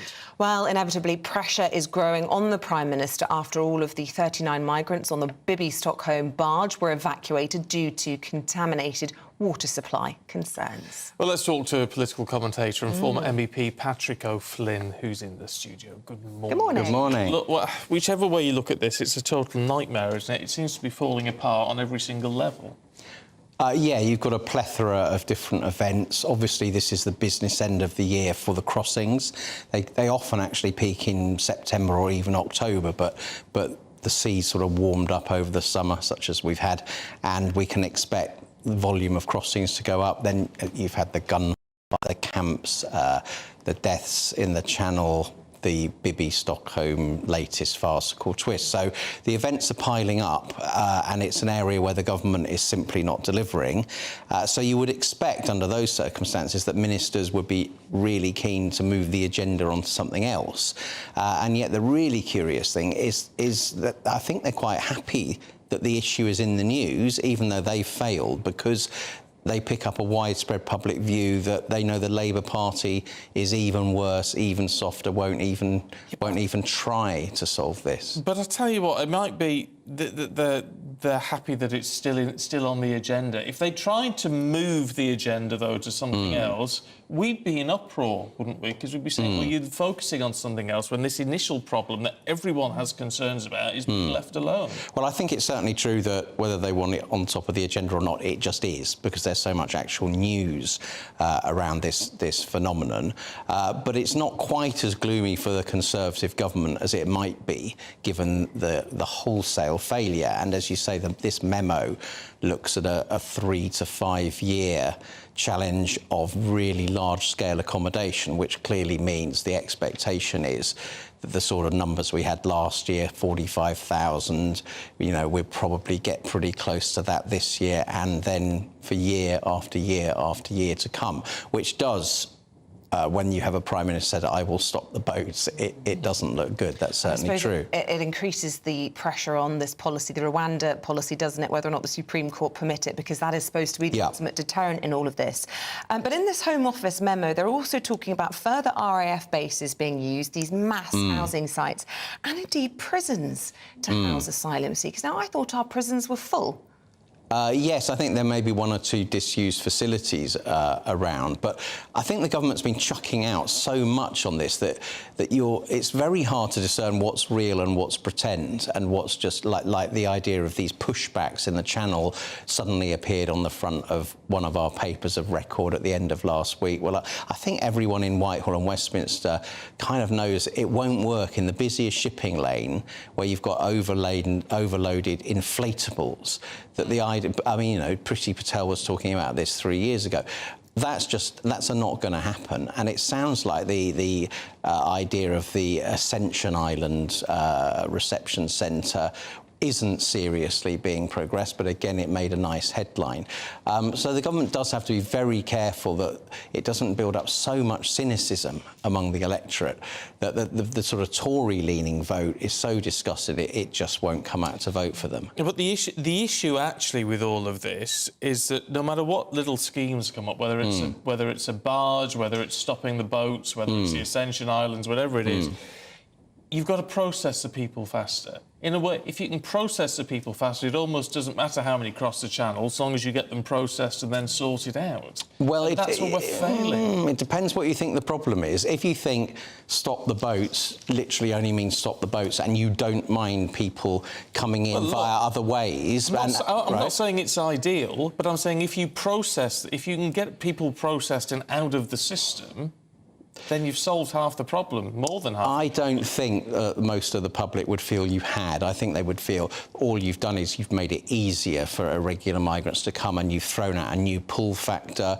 which will tell you that if I arrive in Britain, I won't even have to sit around being processed for very long either. I don't think the British public thinks the problem is this de facto right now of anyone from any country in the world to illegally arrive in our country and stay there. That's the problem. That's what stop the boats. That's what the code stands for, I think. Patrick, on this Monday morning, you know, after we've seen deaths in the Channel, it's a hugely sobering moment. These are real lives, real people. And, you know, whilst the illegal migration bill was being debated in the Lords, this was a huge point of contention and debate, particularly the Archbishop of Canterbury with his sort of Christian hat on, talking about the moral obligation and the duty to help those fleeing for war. And the people who drowned over the weekend were from Afghanistan. And if there was a safe and legal route for people to come from Afghanistan, a country in which we caused a lot of the problems by our withdrawal and the return of the Taliban there, then we perhaps wouldn't have this situation where people are trying to get here illegally. Well, there is a safe and legal route for Afghanistan. It's just sort of capped in size and focusing on Afghan nationals who helped the Western occupation, if you want to call it that. What we can't have is an uncapped safe and legal route from one of the poorest countries in the world with a population of 41 million. I mean, if we tried to do that, you would see hundreds of thousands of people coming. And, you know, we simply don't have the infrastructure, the housing stock, the public services capacity, the taxpayer funds to carry such a burden. So I rather think that actually the Archbishop of Canterbury's idea is what's putting migrants in danger. What would stop the overloaded inflatables is if people knew you won't be able to stay in the United Kingdom. The idea that what's making them pay £3,000 to people traffickers is the knowledge that once they get here, they're 95% likely to be able to stay. Why is the EU failing on this? Because this whole safe haven business, your first safe haven, I mean, they can argue it's a bit unfair because people are likely to go to mainland Europe first. But even so, if that's the policy, and it's never implemented. No, well, it wasn't implemented very much, to be fair, when we were in the EU and there was this Dublin rule stating just that. I think in the last couple of years where we were covered by it, we only managed to send about 20 people a month back to the first EU safe country, and I think we accepted about 3 times as many back in the UK, oddly. So, no, the EU isn't working on it either. I think the political mood across Europe is becoming much stronger on this, and maybe Rishi Sunak can sort of pal up with the Italian government, other governments across Europe, and argue to change the whole international legal framework, which I think is at the heart of the crisis. What about the 480 million that we've given to the French to police the boats coming across? And there's this huge debate about what on earth happened with this boat over the weekend, very close to the French shore. As Stephen was pointing out earlier, the RNLI were the ones in the end that intervened. We're hearing about these shots being fired. What on earth is going on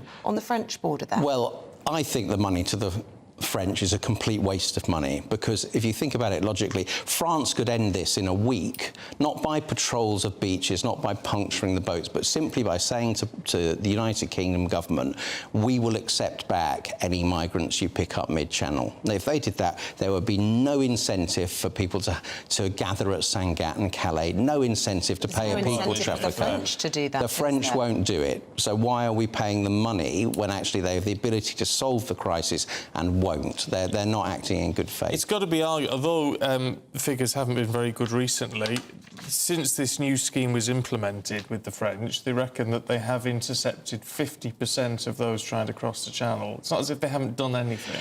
No, that's true. I think you can say from what we know about the volumes of people flowing from North Africa and from Asia through into Europe, sort of, Rishi Sunak has actually tried to argue that having effectively a standstill rate from last year is some kind of success because it could have been so much worse. I don't think that's a bar the British public is going to say that he's cleared, but I think it's true that the extra funding for the French police has resulted in sort of making it somewhat more difficult. But as I say, without spending a penny on policing, the French could solve this by just saying we will take back the migrants, because we now, through our drones, our patrolling of the Channel, we pick up almost every boat now. So that would completely destroy the business model of the people traffickers. France won't do that for us. OK. Patrick, really good to see you, as always. Thanks very much indeed. Lots of you have been getting in touch on this topic this morning. Louise from West Yorkshire, I am so fed up with all this farce with the migrants. I'm a mental health support worker. I've just finished a 12-hour night shift. She says, we are underfunded, so many people struggling, and this is an absolute disgrace. And it's a fair point, isn't it, that we have so many of our own problems that we need to tackle, so much time and energy and indeed resources being spent on trying to solve this whole problem. John has been in touch, says for people who voted for the Tory party since 2010, when David Cameron promised to keep the migration numbers in the tens of thousands, and then Brexit, then again with Boris in 2019, those voters have now lost their voice because big corporations, the media, the Labour Party, the Lib Dems want more immigration into this country. I don't know that I don't think that's fair to say necessarily. I mean, certainly the Labour Party seems to be saying it's going to follow on from whatever is currently in place.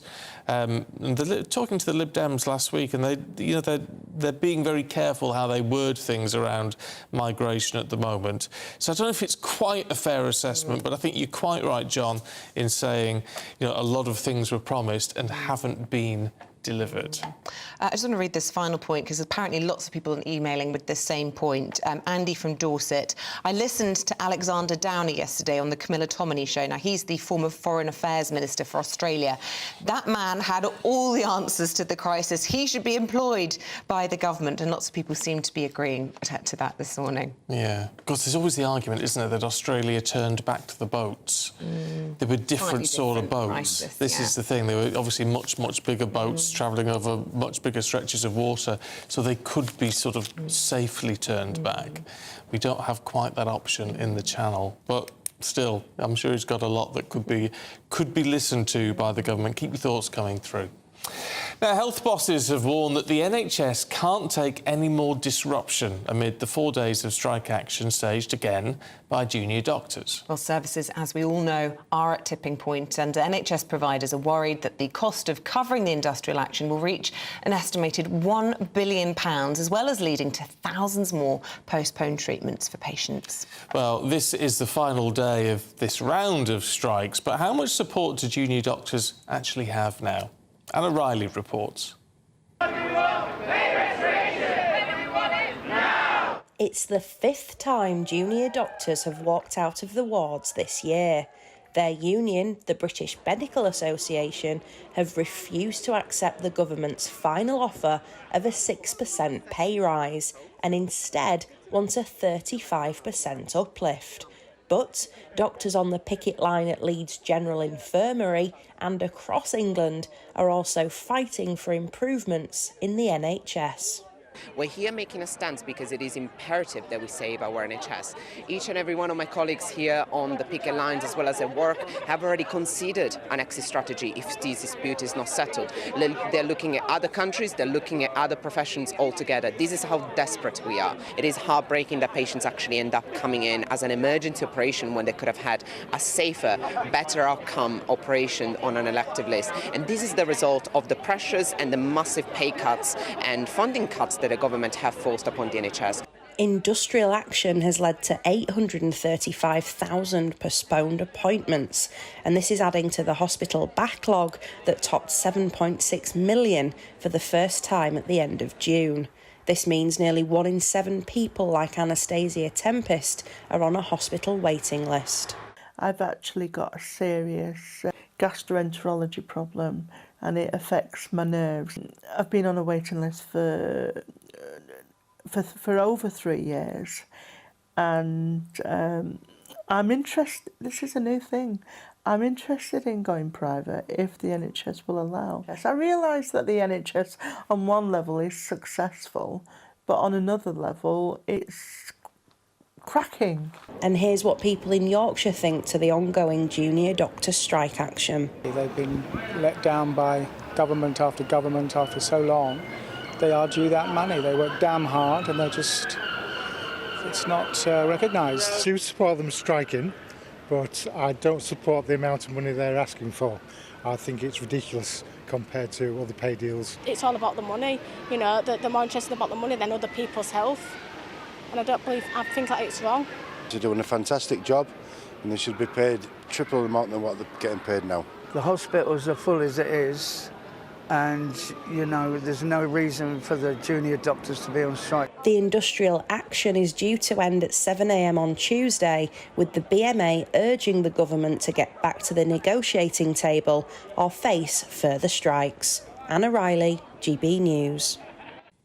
Well, let's get more analysis now from Dr. Lawrence Gurlis, a GP at Same Day Doctor. Good morning to you. Look, it's got to the situation now where I've met up with friends and we've been out with our children's school summer holidays and people have been saying, try not to have an accident today, it's a strike day. Yeah. And it's just not a good day to be going into hospital.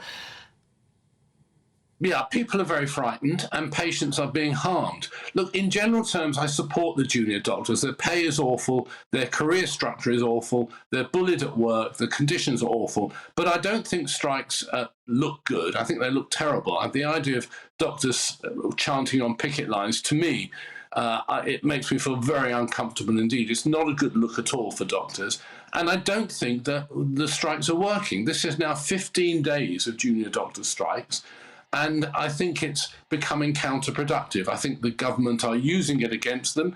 We had the Prime Minister blaming the junior doctors for the waiting list, which is probably not entirely fair, but they've given the government the opportunity to use that against them. We've got consultant strikes later this week.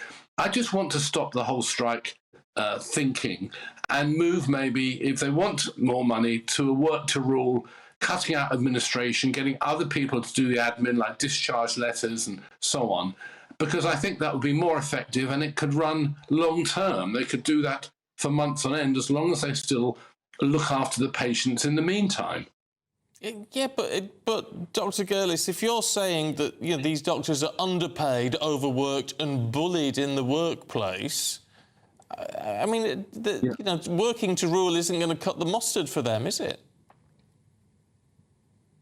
The problem is, Stephen, that has been 40 years in the making. That's no different from when I was a junior doctor. They're trying to address everything now. And, this is the whole career structure for junior doctors, where you have to move house, move place where you live, move all over the country. The career structure is appalling. And that's part of it. We had the BMA themselves refusing to increase the number of medical school places in the past, and we have got a shortage of doctors. Let me also point out there's an element of hypocrisy. The doctor that you interviewed talked about junior doctors wanting to go abroad, mainly Australia. Well, Australia has a mixed private public system, a social insurance system. But when I try to start that debate here, no junior doctors, no doctors are interested. And yet they say, well, I'm going to Australia to earn more money. Well, yes, you can earn more money in Australia because the system is entirely different. The entire system needs reform, and that's really part of the problem. We're not going to solve this overnight. Even with a 35% pay rise, it's not going to solve the problem. Goodness me, a 35% pay rise, what that would cost the taxpayer, where that would come from in terms of frontline resources. And one of the big issues that no one talks about with the exodus of many of our young junior doctors to places like Australia is their repayment of their student loans. If they decide not to come after 5 years, they have no imperative to pay that back. And that is another huge burden. We are giving the best training in the world, all these wonderful, talented, bright young doctors going off to Australia and then not repaying their loans, which is not talked about enough, I don't think. No, I'm not sure if that's true. I mean, a lot of doctors graduate with £100,000 in student debt, and I would have thought that's still payable, even if you live overseas. But you may well be right. But it's not legally obligatory after 5 years. Yeah. Okay. Well, look, times have changed. When I trained as a doctor, the government paid for all of my training. But you see, doctors now are very angry. They graduate with huge amounts of debt, so they don't feel indentured to the NHS. They feel it would be a form of modern slavery if you said you've got to work for the NHS for 10 years because the NHS has trained you. Look, I do have sympathy. I just hope the strikes can stop. I hope we can find another way because patients are suffering. At the end of the day, that's the issue here. Patients are suffering, and I would like that to stop now. What I find interesting, and because you've said what a lot of people say, which is the whole system needs reform and restructuring. I can't imagine how you even begin to go about doing something on that scale. Is it even possible? I think what I'd like to do is start a discussion. People have talked about a Royal Commission. That there was a Royal Commission under Gordon Brown, but it specifically didn't look at the way we pay for healthcare. I'd like just to start a discussion, have people talk about how best to fund the health service so that doctors, all the staff in the health service, nurses, physios, admin, can all be paid more and find a way to reduce the amount of waste. The NHS is incredibly wasteful. It's also incredibly resistant to change. It's almost impossible to change it. The structure is so full of so many different groups, all fighting each other. Your image of what life in hospital might be like from TV and films might be one of bliss. I can tell you, it's one of the nastiest working environments that you can find, with people always blaming each other. It's a very unpleasant situation. So I'd like to try to start a discussion, at least so we can think about other ways of running the health service. But have we got time to have this debate? It feels like we need to have had it yesterday. Dr. Lawrence Gurlis, same-day doctor, thank you very much, as always, for your perspective in all of this. Thank you. Those are some very good points. Absolutely. What do you think about that? I mean, I think major reform is necessary. I just don't know how you even go about doing it. Well, whilst it's in the hands of politicians as well, because, of course, they're always thinking short-term and about re-election, and actually, does this need to be taken to the point of sort of a royal commission, something where it's looked at separately? But, again, that could take a decade. And what state will the NHS be in 10 years' time, or indeed 20? We haven't. Just haven't got it. Anyway, your thoughts on that, please, be very welcome this morning. In the meantime, let's get a check on the weather with Greg. That warm feeling inside. From Boxed Boilers. Proud sponsors of weather on GB News. Hello there, I'm Greg Dewhurst and welcome to your latest GB News weather forecast. An unsettled day ahead, especially across parts of England and Wales. Some heavy rain, a Met Office warning in force across northern parts of England and parts of Wales, as well as this heavy rain slowly pushes eastwards through the day. Some tricky travelling conditions. Sunnier skies across Northern Ireland and Scotland, but plenty of heavy and possibly thundery showers here too. Later on in the day, we could start to see some glimmers of sunshine further south and west. Quite a humid feeling day here, and temperatures generally in the high teens to low 20s across the board. The wind's picking up as well across the far east of the UK as we head through into the latter part of the afternoon, evening time, as this low pressure slowly moves away, and then overnight we'll start to see it calm down. Plenty of clear spells developing. Still a few showers across the north and the west, but generally a quiet night to come. And temperatures generally around 13 to 15 Celsius to take us into Tuesday morning. So there will be some low cloud, mist and murk initially, a few showers in 1-2 spots too, but plenty of sunshine. And as we head through the day, the shower clouds will bubble up. Winds generally staying light for all, just a little bit breezy across the far northeast of Scotland. As the showers develop, 1 or 2 of them could be heavy in places, but lots of places staying dry, and temperatures again reaching into the low 20s, starting to turn drier as we head towards midweek. That warm feeling inside. From Boxed Boilers, proud sponsors of weather on GB News. Now, still to come for you this morning, we're asking whether the Mayor of London should abandon controversial ULEZ plans. Should they be dropped right across the country? It's coming up after this.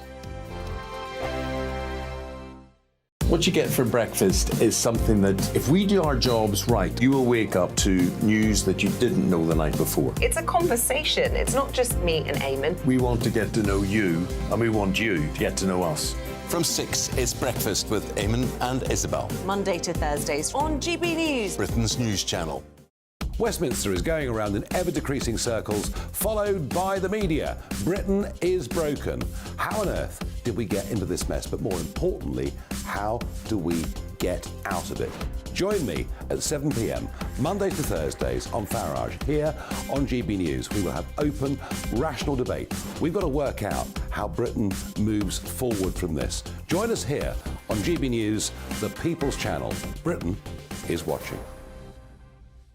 When the news happens, it happens here. And really important breaking news. Breaking news this morning. On TV, radio and online, the news starts here on Britain's Newsroom. All the biggest stories and the answers that you need from across the UK and beyond. Join Britain's Newsroom from 9:30 on GB News. The People's Channel, Britain's news channel. Join me, Patrick Christie's Monday to Friday, 3 till 6. We tackle the day's news agenda like you've never seen before. It's high tempo, high octane, the most controversial topics and the best guests. You will not be able to take your eyes and ears off it. I'm not afraid to ask the questions that you really want answered. 3 till 6 p.m, Monday to Friday on GB News, the People's Channel, Britain's news channel. People in Britain, they love free speech, but they also love fair play. I don't care if I'm speaking somebody from a trade union, from the Labour Party, somebody from the SNP. And I think the viewers like to see that actually we can challenge one another, but in a positive way. We think we ask the questions that people want to ask, and often we ask the questions that we wanted to ask in Parliament but never got the chance to ask. So join us every Saturday, 10 a.m. till noon on GB News, Britain's news channel. Hi, I'm Dan Wootton. You can watch me live on GB News Monday to Thursday from 9 p.m. And did you know that you can also watch and listen live on our website, gbnews.com? You'll always be up to date on the latest breaking news, as well as enjoying the best stories, opinions and shows. You can even join the debate under our live player as you're watching. So head straight to gbnews.com on TV, radio and online. GB News, Britain's news channel. It's all about family, being in people's living rooms, all the interaction and getting to know who our viewers and listeners are. When I was young, my dad used to say, "Nah, stop arguing." I wanted an outlet that would enable me to give my opinion. People are going through a really hard time right now, and I know that you don't feel like you're being listened to by the establishment. I came to GB News because it's the People's Channel and I want the audience to have their say on the events of the day. We're dynamic. We do something different. Democracy shows that the wisdom of the nation is in its people. I get to travel to find out what the story is from a personal perspective. The British people aren't fools. We know when we're not being told the full story. We've got to work out how Britain moves forward from this. It's the best country in the world. The establishment had their chance. Now we're here to represent your views. Britain's watching. Britain's watching. Britain's watching. We're proud to be GB News, The People's Channel, Britain's news channel.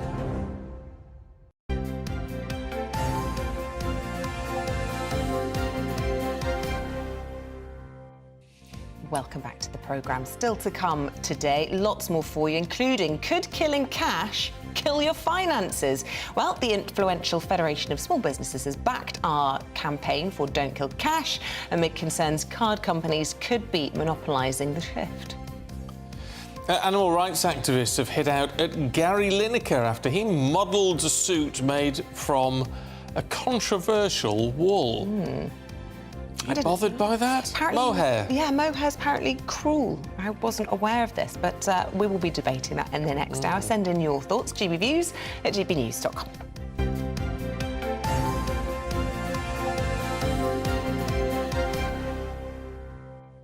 Some of you got some good ideas for my crown, which has come off. Ron says he's had a couple of crowns come off. My dentist told me to use Vaseline to put it back in as a temporary fix, and it works. Is that a Ron seal? Oh, see what I did there? Very good.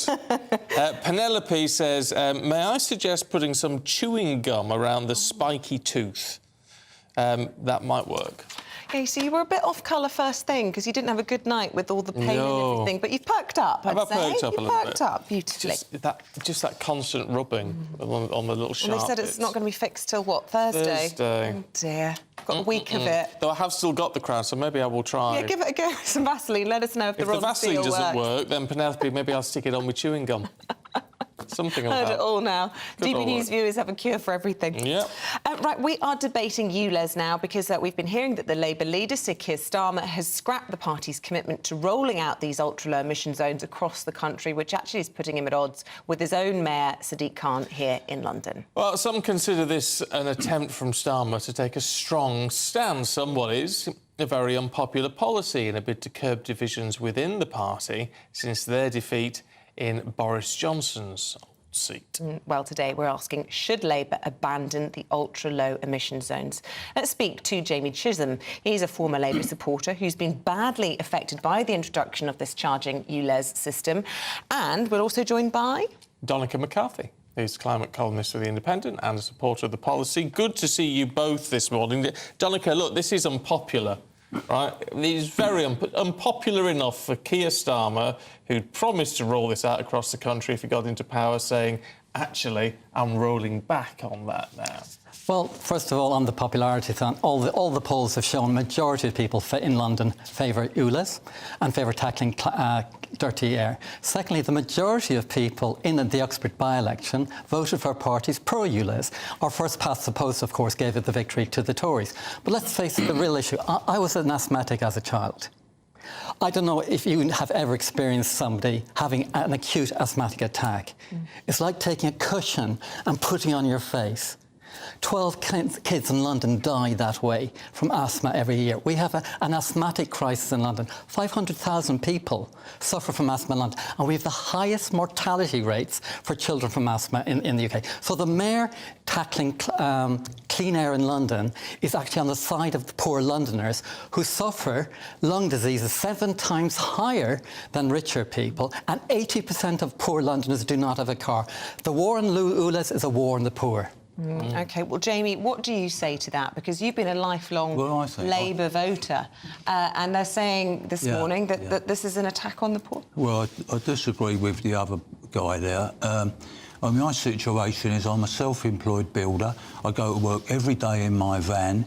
I'm 76 years old still. The reason I work is because the pensions are useless. What Sadiq Khan's doing is ridiculous. If you he says everyone's for it, well, they're not. If you go to the builders merchants, which I do all the time, and I speak to people that have got old vans like mine, everybody's complaining about it. Now, just by chance, it's a new MOT certificate I got for my van Friday. So my van's just passed the MOT, and the guy testing this is a government testing centre. The guy that passed it told me the emissions on my van are spot on. I drive that van every day, and I keep hearing that people in vans are at most risk. I'm 76, there's nothing wrong with me, I'm as fit as a fiddle.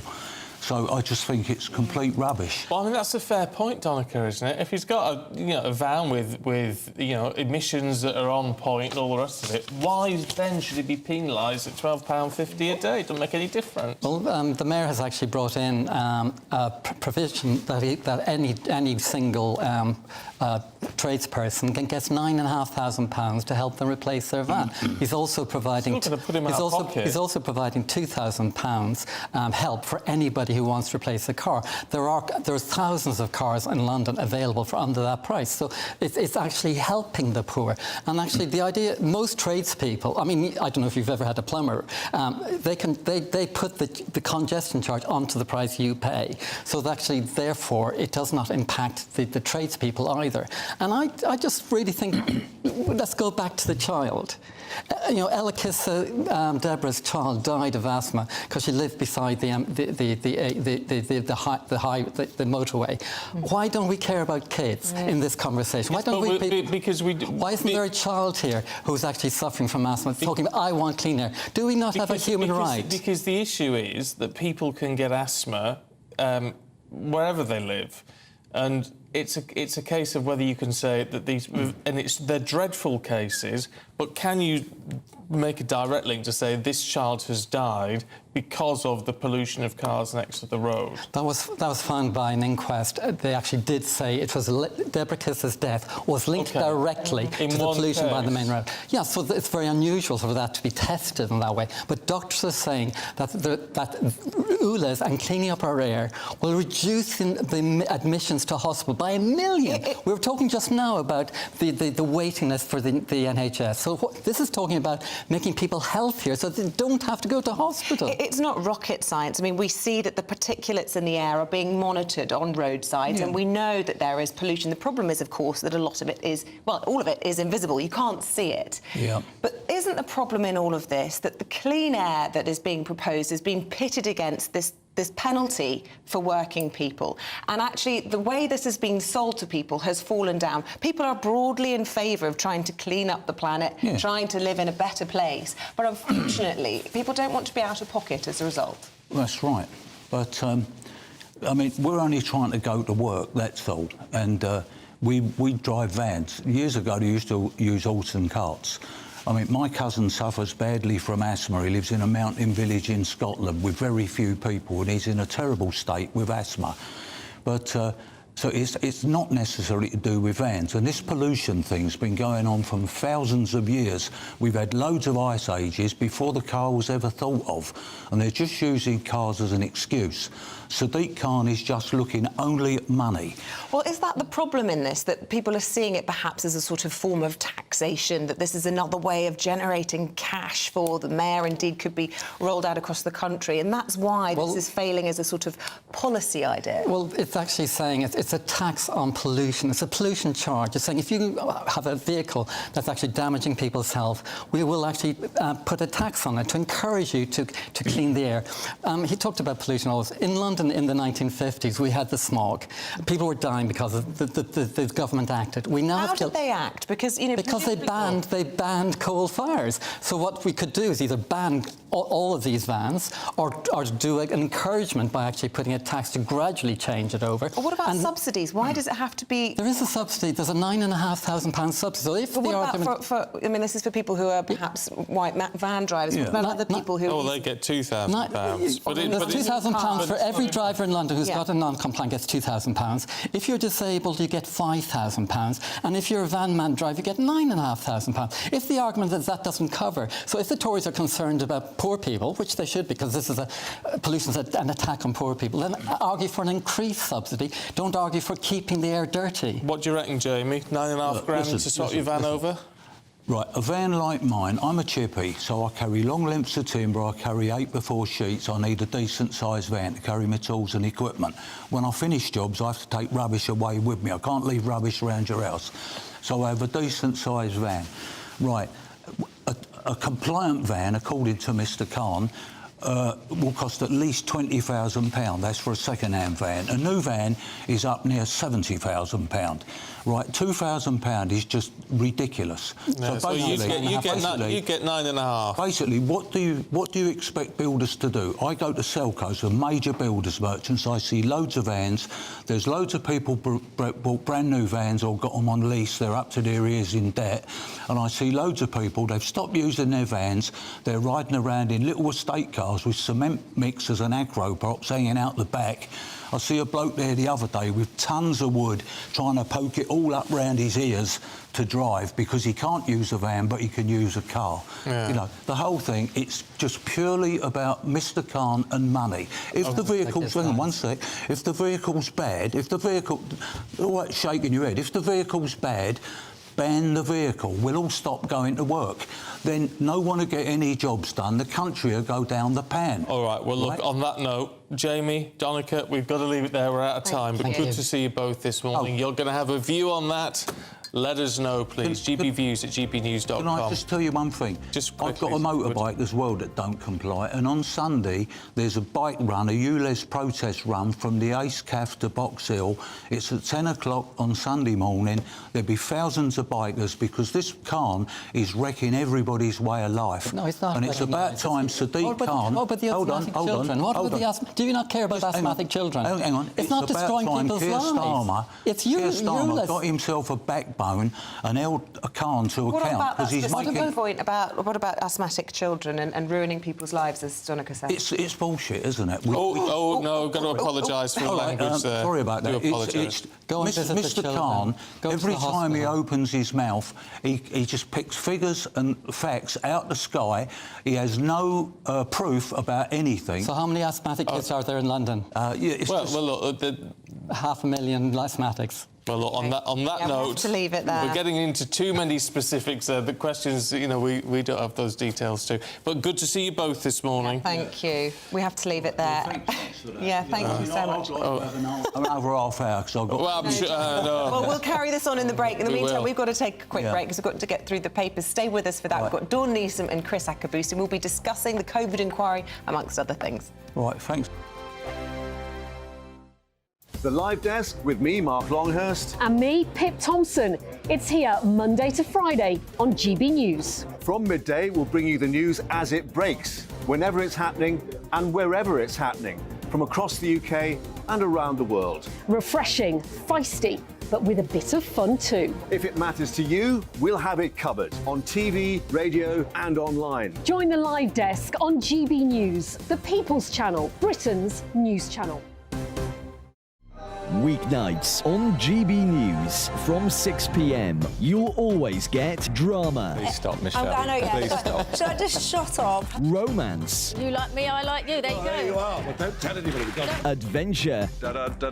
Etc. That's the whole point. But and action. Sergeant, read my superstar panel that are already at it. They're fighting. It's going to be quite a show. Only on GB News, the People's Channel, Britain's news channel. So Jubes and Co, we tackle the issues of the day with real robust debate, both sides of the fence, battling it out with me in the middle with my forthright opinions and views, and often really interesting things happen because you start with a position and then by the end of the debate you find actually, I might not have thought about that one. What we need in this country is 2 new political parties. you should maybe think about doing a 2024 calendar. I'm Michelle Dewberry and I'm keeping you company right through until 7 o'clock this evening. GB News, the People's Channel, Britain's watching. Monday to Thursday, 9 p.m. till 11 p.m. Join me, Dan Wootton. I'll bring you the sharpest takes and hottest debates. Do you not believe in prisons? I don't believe in prisons. I'm completely stunned. I guarantee you there'll be no spin, no bias, no censorship. I actually was personally quite offended by it. And no reason to go to bed. So I guess they've always been quite woke. That's Dan Wootton tonight on TV, radio and online. Monday to Thursday from 9 p.m. till 11 p.m. on GB News. The People's Channel, Britain's news channel. In a world of dull and predictable radio and TV shows. Oh, hi. On Mark Dolan tonight, we've got big guests. We drill into the big stories of the day. The show adds up to a brilliant listening and viewing experience. Mark Dolan Tonight is the most entertaining current affairs show ever, and that's a fact. That's Mark Dolan Tonight, Friday, Saturday and Sunday from 9. Only on GB News, Britain's news channel. Like all families, we have arguments every now and then, but actually we agree on what the mission of GB News is, and that's the most fundamentally important thing. GB News provides the kind of platform that lets all voices be heard. We don't hold back. We're free to say what we really think. Just because some people who live in a tiny little Westminster bubble think that their particular story is important, that's not the most important story for me. And often there will be difficult stories, stories that you won't find on the establishment media. Because what people think in the north of England may be very different to what they're thinking in their home counties. We're going to carry on telling the world what life is really like for households up and down the UK. We love to be in your car, in your kitchen as you're having your breakfast. Whatever you're doing, you are part of the show. If it matters to you, it matters to us. Britain's watching. Britain's watching. Britain's watching. We're proud to be GB News, the People's Channel, Britain's news channel.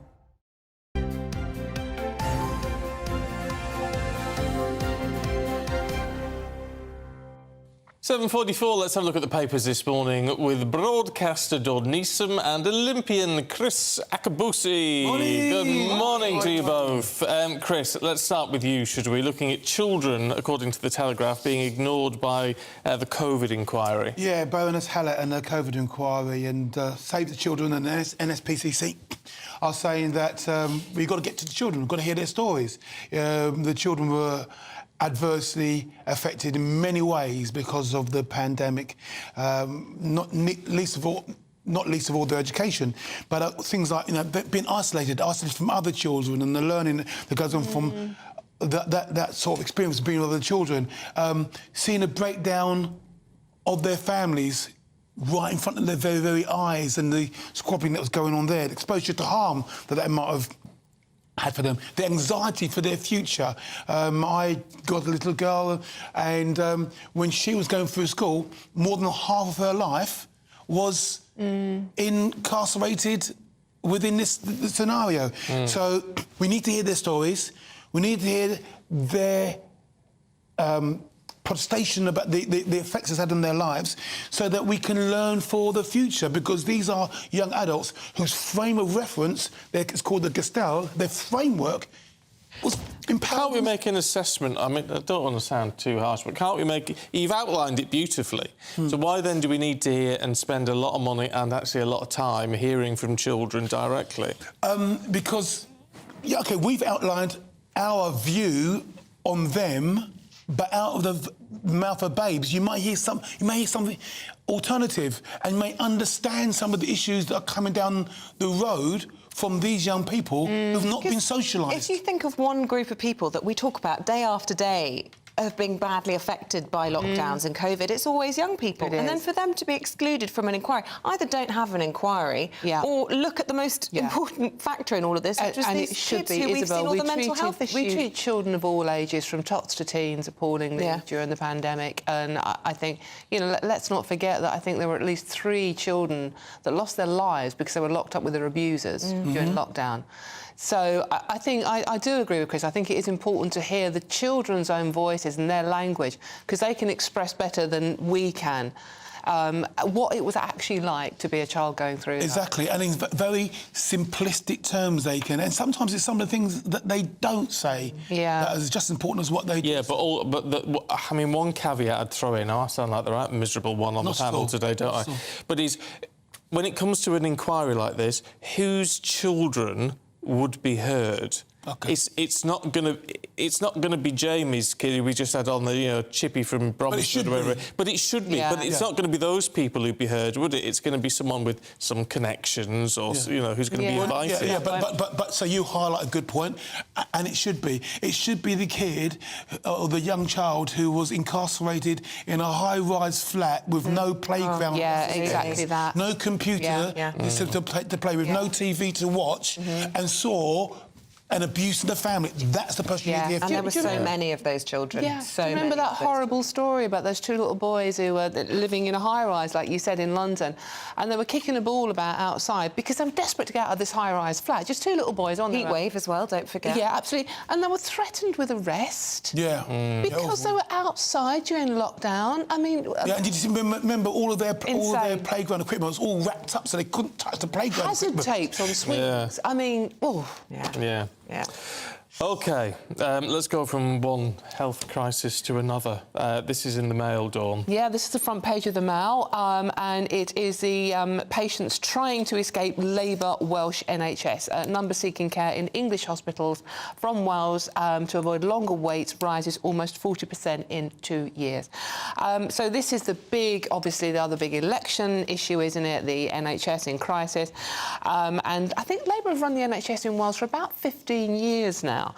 But evidently it's actually worse than the waiting list in England. I mean, Wales have more than 73,000 patients waiting over 18 months for treatment, which you don't actually get in England anymore. Evidently we've got rid of that issue.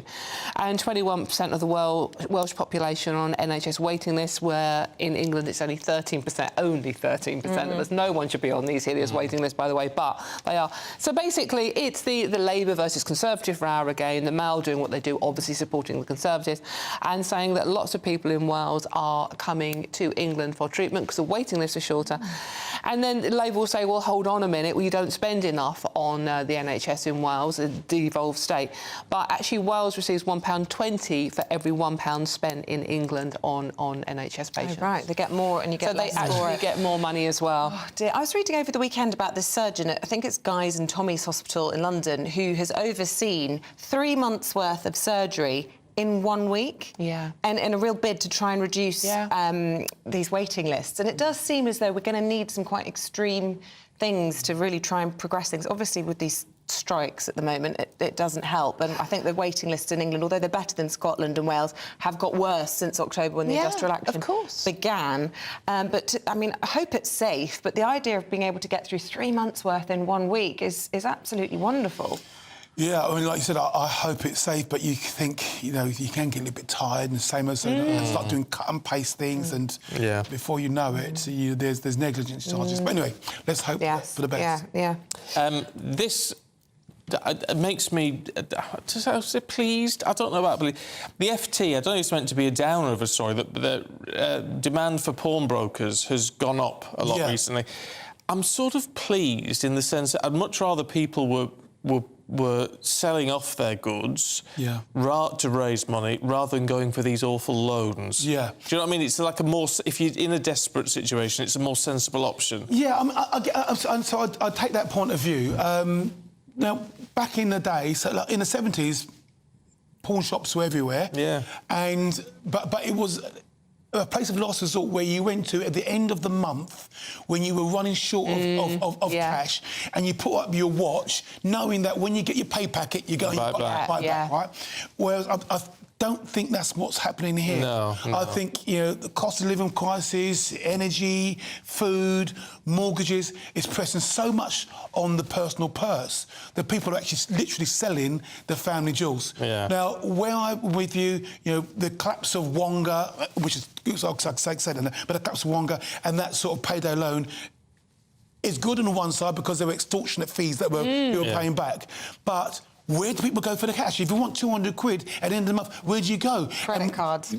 Well, yeah, but if you max your credit card and you need 200 quid, you put in the family jewels and you can't go back because all of a sudden the energy bill comes, the mortgage goes up, and then you lose. But I do agree with you, Steve. Many people have got a welter of private property that they're no longer to lead. If you're giving that away, great. But if it's something, an heirloom that you're going to pass, then it's a little bit of a challenge. And the profits, you can see, you know, 68% increase by one of these companies, another one 35% of these pawnbrokers, and they're lapping it up. So in a way, I get it. I understand they need an outlet. If you need to get some cash, but it's just that challenge is coming back from the 70s. Well, it's not a stress that Meghan Markle has to worry about. I actually got my engagement ring from a second-hand jeweller's pawn shop. Did you? Yeah. Back in the 80s when you know people were really struggling as well, and it's still on my finger, nearly 40 years on. So that's nice. But I do often think who had it before, and the history of it. I'll try not to think about that.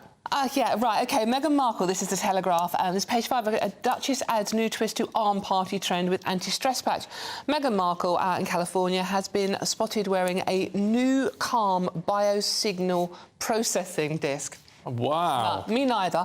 But it is meant to be an anti-stress patch that you stick on your pulse point, and the vibrations, there's lots of complicated words in this I'm not going to read out, but the vibrations evidently calm you down and give you a better night's sleep. Now, there is some science behind this, but they've also gone to an expert and said it's mostly gobbledygook. There is no real scientific proof. Now, the thing I've chosen this story. She's spending her money well. Well, it's not that expensive either. 20-pack costs £63, if anyone's interested. Ouch! But it's the way she's walking down the road. She's got a coat on, as you would in California. But the sleeve where the patch is very carefully rolled up, so you can see the patch, whereas the Maybe other it was one rubbing. isn't. Well, you think it's a cynical ploy to get photographed so everyone feels sorry for her? I think it might. Well, there's three options. She's either implying I'm so stressed I need help. She's either working for the company and promoting them. The picture is on their website, by the way. Oh, right. Or she's planning to launch her own wellness brand like Gwyneth Paltrow. Or it's rubbing. It could just be the old-fashioned... No, I think you're right, Dawn. We're out of Call me a cynic. We're out of time. Thanks both. See you later. Here's Greg with the weather. The temperature's rising. Boxed Solar, proud sponsors of weather on GBNews.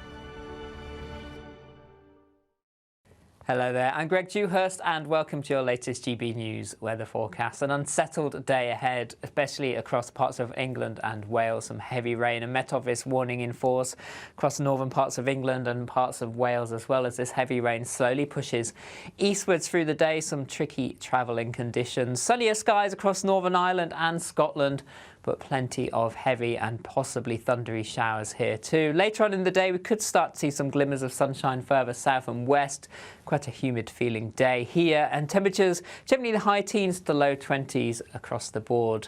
The wind's picking up as well across the far east of the UK as we head through into the latter part of the afternoon, evening time, as this low pressure slowly moves away, and then overnight we'll start to see it calm down.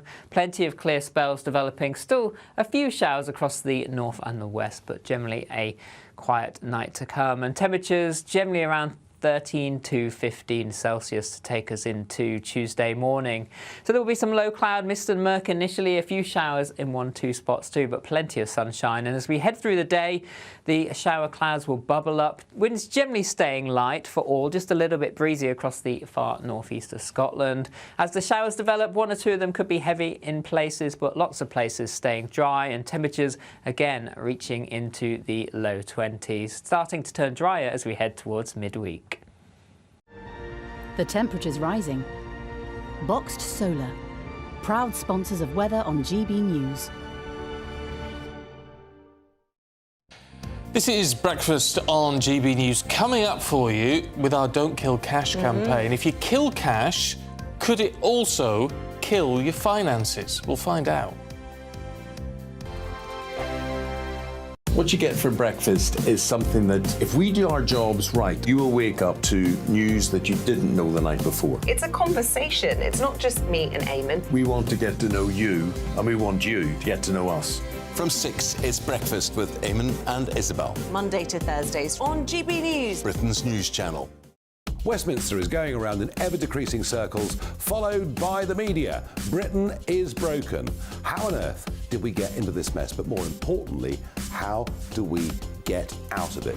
Join me at 7 p.m, Monday to Thursdays on Farage, here on GB News. We will have open, rational debate. We've got to work out how Britain moves forward from this. Join us here on GB News, the People's Channel. Britain is watching. When the news happens, it happens here. And really important breaking news. Breaking news this morning. On TV, radio and online, the news starts here on Britain's Newsroom. All the biggest stories and the answers that you need from across the UK and beyond. Join Britain's Newsroom from 9:30 on GB News. The People's Channel, Britain's news channel.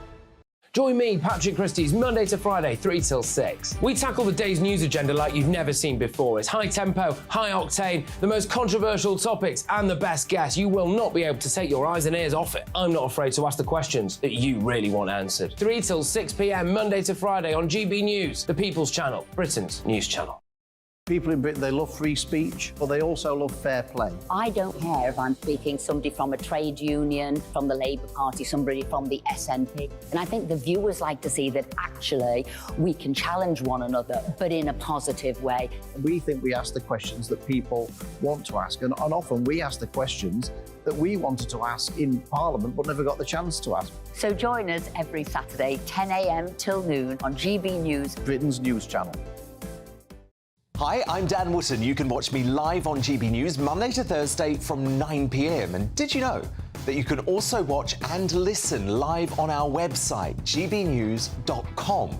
You'll always be up to date on the latest breaking news, as well as enjoying the best stories, opinions and shows. You can even join the debate under our live player as you're watching. So head straight to gbnews.com on TV, radio and online. GB News, Britain's news channel. It's all about family, being in people's living rooms, all the interaction and getting to know who our viewers and listeners are. When I was young, my dad used to say, "Nah, stop arguing." I wanted an outlet that would enable me to give my opinion. People are going through a really hard time right now, and I know that you don't feel like you're being listened to by the establishment. I came to GB News because it's the people's channel, and I want the audience to have their say on the events of the day. We're dynamic. We do something different. Democracy shows that the wisdom of the nation is in its people. I get to travel to find out what the story is from a personal perspective. The British people aren't fools. We know when we're not being told the full story. We've got to work out how Britain moves forward from this. It's the best country in the world. The establishment had their chance. Now we're here to represent your views. Britain's watching. Britain's watching. Britain's watching. We're proud to be GB News, The People's Channel. Britain's news channel.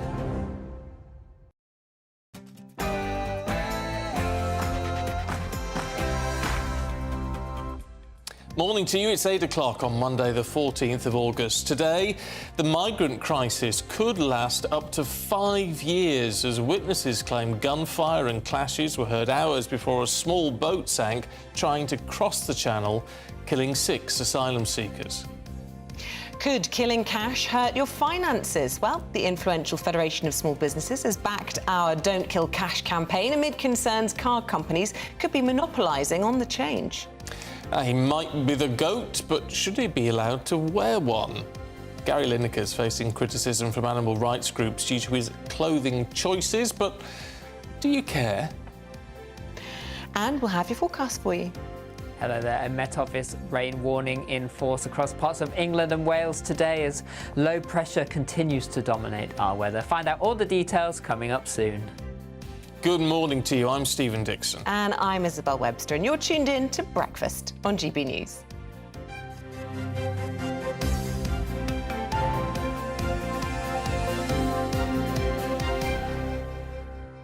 So this whole Gary Lineker thing, which we're going to be just debating a little bit later on, is because he was wearing a mohair wool suit. And now the activists are saying, well, mohair's cruel. Mohair wool is cruel. Mohair is a no hair. But are they then, and we're going to talk to someone from PETA a little bit later on, but do they say, and vegans and things, do they not have any wool? Is wool a banned substance? What do you call it? The abstraction of mohair is a cruel practice compared to other wool, but we will be speaking to a sheep farmer who can presumably shed more light on it than I can. I just thought wool was a natural substance. I had no idea that mohair actually was considered cruel, so find that fascinating, but no holding back. Poor old Gary Lineker, whatever your views, he's been absolutely slammed for it. When I first read the headline, I thought he'd worn something really controversial, and it's just a wool suit. Which he was being paid to wear by a high street outlet, wasn't he? Well, I mean, fair enough if you get money for it. Didn't do the research. So I have to say, I'm not Mr Lineker's biggest fan, but I cannot see what's wrong with that, to be fair. Let us know what you think. Right, our top story this morning. The migrant crisis could last for another 5 years until it's brought under control, according to a government document. A Home Office memo shows civil servants are planning mass accommodation sites until at least 2028, making a mockery of the government's pledge to stop the boats. Well, this comes after 6 migrants died trying to cross the channel. Their dinghy sank, with witnesses claiming that gunshots were heard near Dunkirk as migrants clashed with people smugglers who continued to send more boats just hours after the tragedy. Well, pressure's now growing on the Prime Minister. After all, 39 migrants aboard the Bibby Stockholm barge were evacuated due to contaminated water supply concerns. Well, let's talk to political commentator and former MEP Patrick O'Flynn, who's in the studio to try and break all of this down, because there are a number of different issues here, all tied together, aren't they? But I mean, the common thread, if you like, is that they're all going horribly wrong. Yes, and this memo talking about the next 3 to 5 years and the need to plan for, you know, very large-scale accommodation. They obviously want to move away from hotels, which, you know, winds the British public up even more. But people, I think, will be very downcast to think the government that says it's going to stop the boats.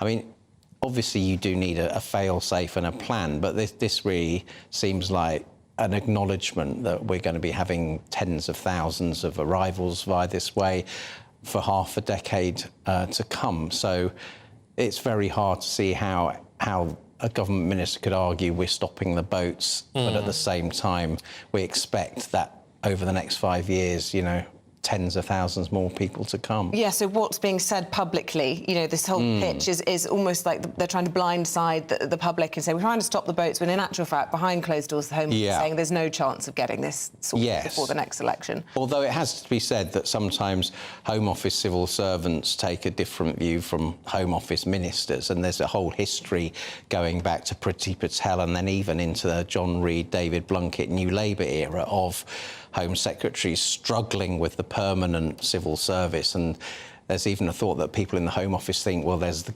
government's policy and then there's Home Office policy, and it's very hard to shift the mindset of the senior people in the Home Office. Isn't there an argument to say, because we know the processing process is taking years at the moment, could it be argued that this is actually a case of saying we're going to get people out of hotels into other accommodation whilst they're being processed? Well, I think on the processing argument, I'm perhaps a bit of a renegade, because I actually think the long processing delays is something of an inhibitor. It's a slightly unpleasant thing to go through. I think you solve processing and people are being sorted in you know, a month or whatever, that actually will act as an even further pull factor for more people to come in. Because the determination from that would presumably be if you're an illegal migrant, you're going to get within a month thrown back out again. Well, that hasn't been the case even in the slow motion processing. I think we've been having, you know, at first tribunal sort of pass rates of 65 to 70%, and then all the appeals kick in, and the actual deportation years down the line is, you know, 4 or 5%. I mean, it's certainly true the longer it stretches out, you can accrue like rights to a family life. If you meet someone and have a child, then you're home and hosed, as it were. So you're in favour of the long processing because you think it acts as a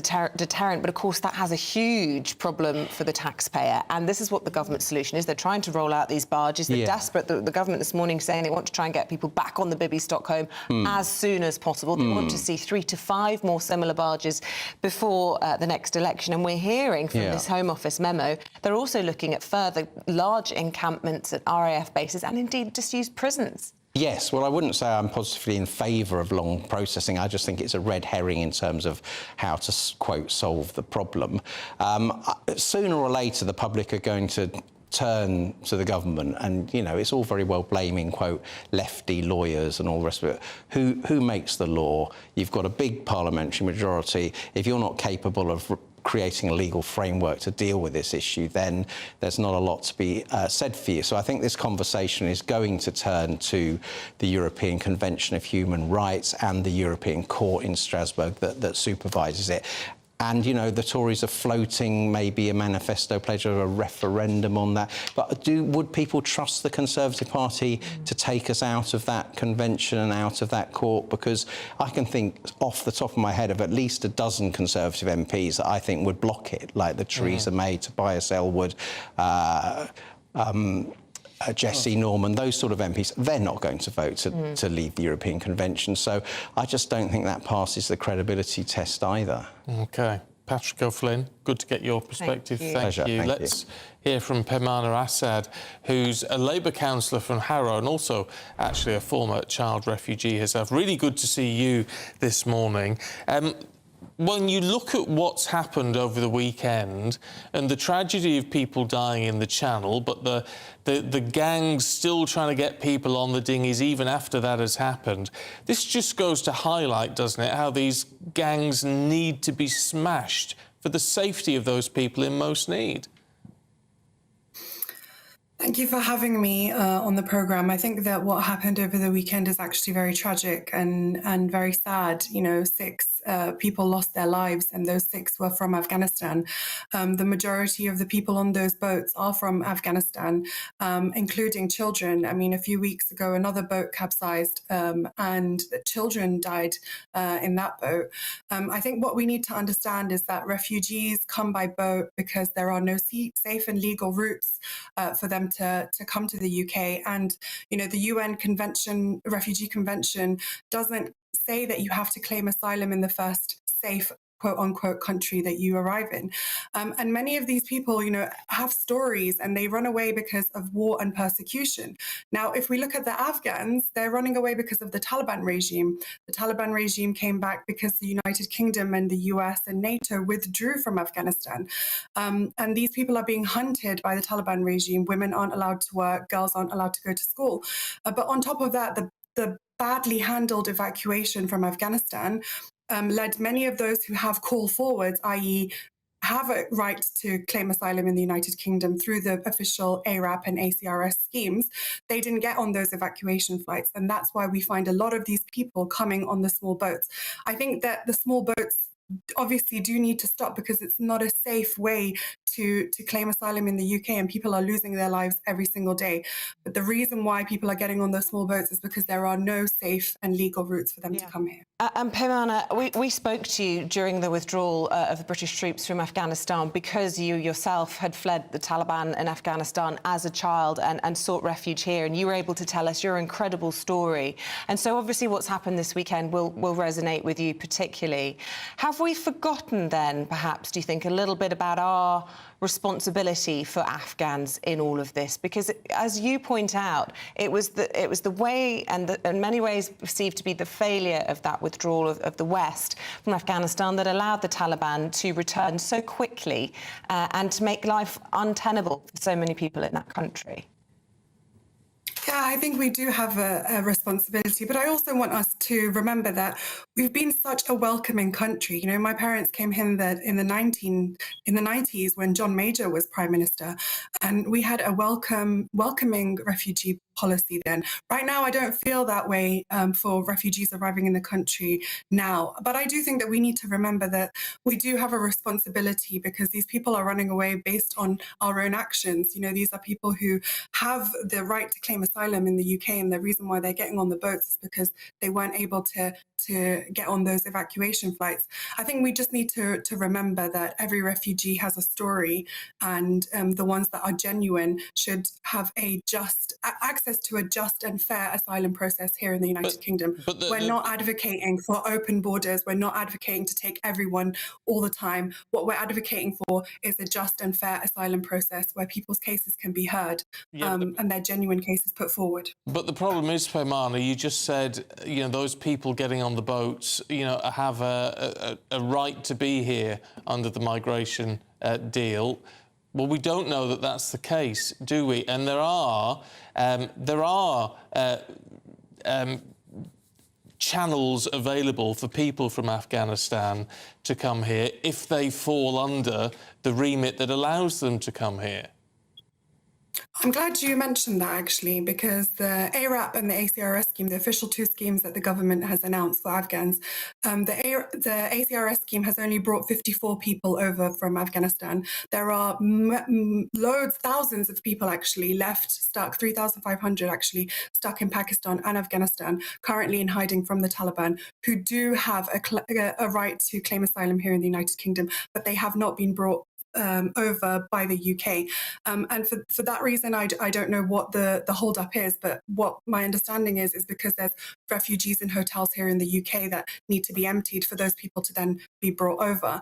But the fact is that the UK has a different type of system for Afghans than they do for Ukrainians. And for Afghans, they're told to go through the normal immigration route, which obviously takes decades and decades to go through. And if you're being hunted by the Taliban, it's not exactly the best route to wait for. Goodness me. Well, listen, a hugely complex issue. Peymana Assad, interesting to get your perspective, a Labour councillor, but also somebody who has fled from the Taliban in Afghanistan to seek, well, a new life here in the UK. Thanks very much. Now, the influential Federation of Small Businesses has backed our Don't Kill Cash campaign. Over just 6 weeks, our petition to keep cash as legal tender for certainly a number of years to come has attracted more than 260,000 supporters, so we want a debate in Parliament. And as the move away from cash gathers pace, small businesses and self-employed are raising concerns that card companies could actually monopolise on the shift and impose extra charges. Our economics and business editor, Liam Halligan, has this special report. London taxi driver Howard Taylor says cash now accounts for just 1/10 of the money he takes each day. Like countless cabbies across Britain, Howard now relies on card payments, with the company that facilitates such payments taking 2% of everything he makes. But Howard is concerned that as cash disappears, the card payment firms will become even more dominant and could increase how much they charge. What happens in the future is anybody's guess. So they've got the game to themselves and there is no cash. Charge what they like. No one's got any options. And that worries you? Yes. So, yeah. I don't like anybody to be in control, have too much control over everybody else. And especially when you talk about something as basic as one's finances. Howard's views shared by countless other self-employed and small business owners who've contacted GB News. The Federation of Small Businesses also worries that card payment companies could charge firms more as competition from cash disappears, with higher charges being passed on in the form of higher consumer prices. So if we ended up with a cashless high street, then that is a big competitor to the card companies in terms of a payment method gone. Without that competitor, naturally that gives them more of a monopoly position. And so it's not that much of a stretch of the imagination that they could then put up their fees, because for a retailer they may have no other way of taking payment. Since the COVID pandemic, more and more shops, cafes and pubs only accept card payments. Yet 5 million of us in the UK still rely on cash every day, which accounts for 6 billion transactions a year. That's why GB News has launched our Don't Kill Cash campaign. I call on the government, says our petition, to introduce legislation to protect the status of cash as legal tender and as a widely accepted means of payment in the UK until at least 2050. Over the last month, our campaign's attracted well over 250,000 signatures, and we're pushing for this issue to be debated in Parliament. Please help us reach 500,000 by going to gbnews.com/cash and supporting our campaign. And when it comes to card companies potentially charging traders and taxi drivers more, financial consultants say that's actually already happening. When you make, as a seller, a card payment, make a sale on a card, you're supposed to get 99.8% of the value if it's a debit card and 99.7% if it's a credit card. But the industry, with the agreement of the regulators who are supposed to police this, allow that the deductions on card payments can go up to 7%. So it already is costing. That's a real danger. The card payment companies deny any abuse of market power, but cabbies like Howard remain concerned that as we go cashless, payment charges will rise. Liam Halligan, GB News. That's how they get you, isn't it? Always the way. Well, listen, joining us for more analysis of this is the consumer lawyer, Dean Dunham. A very good morning to you. Do you see that scenario playing out then, that as we go cashless, those penalties, those fees will rise? Good morning. I think it's inevitable, and I think we should say this. I mean, the reason why you're doing this campaign is because we're already going there with this cashless society. It's happening. People are not realizing is happening, and it's happening because banks are closing down branches, they're taking away cash machines, and as you said on the report there, cafes and other places are starting to say we're not accepting cash. We are moving towards this area. And what it means is that, yes, credit card companies, banks with debit cards will all start putting their prices up. It doesn't only affect business. Business will obviously have to pay more for the transactions, but the real concern is twofold. Firstly, it means that it will hit consumers' pockets. It will, because it means that shops and traders will have to put their prices up. So it also means that these traders will have to put their prices up. They'll have to pay more to the card companies, who inevitably will keep on putting these prices up for them as well. But there's another important element with this. You said on the report there that 5 million people still use cash. I understand the regulator, the FCA, tells us that 1 million people actually don't even have a bank account. And we know that every day bank accounts are being closed. I mean, of course, we've seen the big news on this recently about someone's bank account being closed. So what happens then if you've got no bank account? The knock-on effect often means that you lose your credit cards as well. We cannot lose cash, and that's why your campaign is so important. It's important, though, isn't it, not to pitch this as sort of anti-plastic, if you like, because I mean, there are a lot of benefits to plastic and purchase protection and all those sort of issues, never mind convenience. So it's a case of maintaining the competition, isn't it? It is, Stephen. Anyone that listens to me regularly knows I always go on about saying, make sure when you buy goods and services you use your debit or credit card, because you get lots of protection. We've got Section 75, which is a protection you get when you use a credit card, and the chargeback scheme for debit cards. So of course we can't lose plastic. It's very, very important. But that's not the point that I make. The point that I make is, in your report there, the word competition came up. And what that means is there must be competition between cash and the plastic and the other methods of payments. We've got Apple Pay, we've got other platforms now as well. These are all good things. People are finding these very useful things as well. But if we do not have competition, it means that people can be taken advantage of. And as I said before, there's the other important element that many people either just do not want to pay with cash or have no other means of payment. And those people need to be looked after. Yeah, but I think at the heart of it, yeah. Well, I was going to say, presumably quite often those people are perhaps a little bit older, but I think this also affects young consumers, people who are growing up not ever really seeing or coming into contact with cash. And as consumers, perhaps not necessarily really understanding the value of money or seeing how their outgoings are being spent. It's just tap, tap, tap for everything in a very physical way that we all, saved up our piggy bank or whatever it might be and went to the shop. Young people just don't have that kind of financial learning anymore.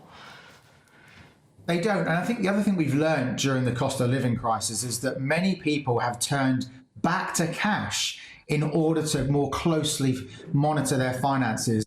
They found it easier to basically monitor themselves financially by ditching the card, ditching the debit cards, and actually going back to, as you say, the piggy bank, because you can physically see what you've got there. It's important that we maintain that. I don't think it'll be the majority of transactions moving forward. It's not now, but it's important that people have the option to turn back to cash if they want to, because consumers should always have the choice.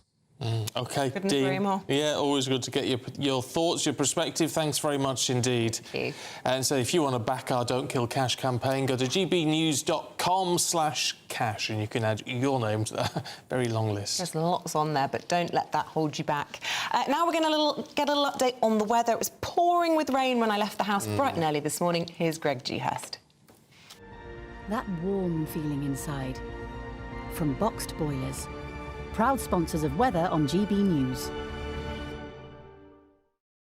Hello there, I'm Greg Dewhurst and welcome to your latest GB News weather forecast. An unsettled day ahead, especially across parts of England and Wales. Some heavy rain, a Met Office warning in force across northern parts of England and parts of Wales, as well as this heavy rain slowly pushes eastwards through the day. Some tricky travelling conditions. Sunnier skies across Northern Ireland and Scotland, but plenty of heavy and possibly thundery showers here too. Later on in the day we could start to see some glimmers of sunshine further south and west. quite a humid feeling day here, and temperatures generally the high teens to low 20s across the board. The wind's picking up as well across the far east of the UK as we head through into the latter part of the afternoon, evening time, as this low pressure slowly moves away, and then overnight we'll start to see it calm down. Plenty of clear spells developing, still a few showers across the north and the west, but generally a quiet night to come, and temperatures generally around 13 to 15 Celsius to take us into Tuesday morning. So there will be some low cloud, mist and murk initially, a few showers in 1-2 spots too, but plenty of sunshine. And as we head through the day, the shower clouds will bubble up. Winds generally staying light for all, just a little bit breezy across the far northeast of Scotland. As the showers develop, 1 or 2 of them could be heavy in places, but lots of places staying dry, and temperatures again reaching into the low 20s, starting to turn drier as we head towards midweek. That warm feeling inside. From Boxed Boilers, proud sponsors of weather on GB News. Now, some consider him the GOAT, the greatest of all time, but should he be allowed to wear one? We're debating whether or not football pundit Gary Lineker should face criticism from an animal rights group for deciding to wear mohair. That's after this. The Live Desk with me, Mark Longhurst. And me, Pip Thompson.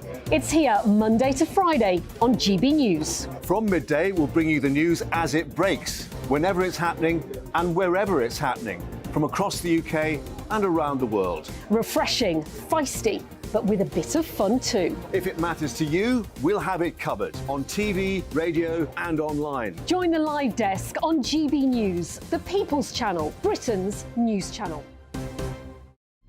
Weeknights on GB News from 6 p.m. You'll always get drama. Please stop, Michelle. I know, yeah. Please stop. Should I just shut up? Romance. You like me, I like you. There you go. There you are. Well, don't tell anybody. Adventure. Etc. That's the whole point. But and action. Sergeant Reed, my superstar panel, they're already at it. They're fighting. It's going to be quite a show. Only on GB News, the People's Channel, Britain's news channel. So Jubes and Kerr, we tackle the issues of the day with real robust debate, both sides of the fence, battling it out with me in the middle with my forthright opinions and views. And often really interesting things happen because you start with a position and then by the end of the debate you find actually, well, I might not have thought about that one. What we need in this country is 2 new political parties. You should maybe think about doing a 2024 calendar. I'm Michelle Dewberry and I'm keeping you company right through until 7 o'clock this evening. GB News, the People's Channel, Britain's watching. Monday to Thursday, 9 p.m. till 11 p.m. Join me, Dan Wootton. I'll bring you the sharpest takes and hottest debates. Do you not believe in prison? I don't believe in prisons. I'm completely stunned. I guarantee you there'll be no spin, no bias, no censorship. I actually was personally quite offended by it. And no reason to go to bed. So I guess they've always been quite woke. That's Dan Wootton tonight on TV, radio and online. Monday to Thursday from 9 p.m. till 11 p.m. on GB News. The People's Channel, Britain's news channel. In a world of dull and predictable radio and TV shows. Oh, hi. On Mark Dolan tonight, we've got big guests. We drill into the big stories of the day. The show adds up to a brilliant listening and viewing experience. Mark Dolan Tonight is the most entertaining current affairs show ever, and that's a fact. That's Mark Dolan Tonight, Friday, Saturday and Sunday from 9. Only on GB News, Britain's news channel. Like all families, we have arguments every now and then, but actually we agree on what the mission of GB News is, and that's the most fundamentally important thing. GB News provides the kind of platform that lets all voices be heard. We don't hold back. We're free to say what we really think. Just because some people who live in a tiny little Westminster bubble think that their particular story is important, that's not the most important story for me. And often there will be difficult stories, stories that you won't find on the establishment media. Because what people think in the north of England may be very different to what they're thinking in the home counties. We're going to carry on telling the world what life is really like for households up and down the UK. We love to be in your car, in your kitchen as you're having your breakfast. Whatever you're doing, you are part of the show. If it matters to you, it matters to us. Britain's watching. Britain's watching. Britain's watching. We're proud to be GB News, the People's Channel, Britain's news channel.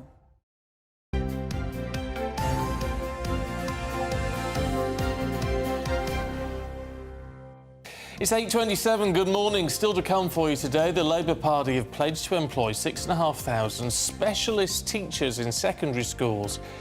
Does this work financially? We'll talk to the Shadow Secretary of State for Northern Ireland, Peter Kyle. And then the woke mob are attempting to rebrand the traditional white vest from wife beater to wife pleaser. But will the revamped version prove to be popular? I have to say, wife beater is an American term. It's a terrible phrase, isn't it? Awful. It's an awful term, actually. It's a vest, isn't it, at the end of the day? Most people don't call them wife beaters over here. They just call it a vest.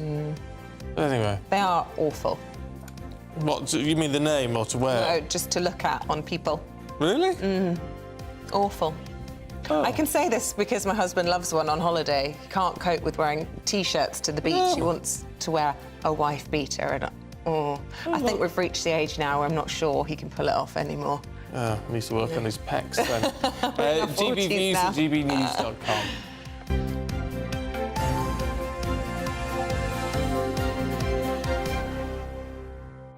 Now, Gary Lineker has been accused of supporting goat cruelty by the animal rights group PETA after modelling a mohair suit for Next. Campaigners claimed that the retailer is profiteering from mohair, which is a controversial wool from Angora goats, which they say is obtained through cruel and inhumane processes. Let's talk to Kelly Vowles, who thinks that Gary Lineker should wear more sustainable materials. Kelly, you're a vegan. What's a vegan position on wool per se? Do you support wool of any sort? Good morning. So that's a really interesting question. It is one I get asked a lot because many people would argue that wool is a natural product that needs to be shed from sheep. But no, vegans don't support wearing any products from animals at all. Right, but that's different from saying something is cruel, isn't it? I mean, that's just a personal choice for whatever reason. But to actually come out and say that mohair and the process of retrieving that from these goats is cruel, just explain to us why that is different from ordinary wool. So mohair is traditionally obtained by using metal combs that literally rake and pull the fur from the goat. It's a very cruel, barbaric practice. The goat is tethered usually by its head, so it's basically restrained. And as a prey animal, that must be absolutely terrifying. So yeah, and would you like to have your hair ripped out of your head? Absolutely not. So I think it's absolutely barbaric to now be promoting clothing that is essentially doing the same thing, but to a goat. I mean, look, the problem I've got with this is I don't know the details. I mean, is it different to, say, grooming a dog, where obviously you groom a dog or a cat, loads of hair just comes out naturally? I mean, are we talking about something different to that? Well, of course, you take your dog to a dog groomer, it's going to be a lovely little appointment for them, isn't it? As I understand it, when you take your dog to a groomer, they're given lots of treats. They're actually put on a nice table. The restraints are way less barbaric than being tied up by your neck. They're given a nice stroke. If the dog became distressed, they would stop the service, wouldn't they? A goat can scream all it wants, but the people need this, someone needs the coat, they need the wool from the goat. They're not going to stop, no matter how much that goat is protesting at all, are they? So it's completely different.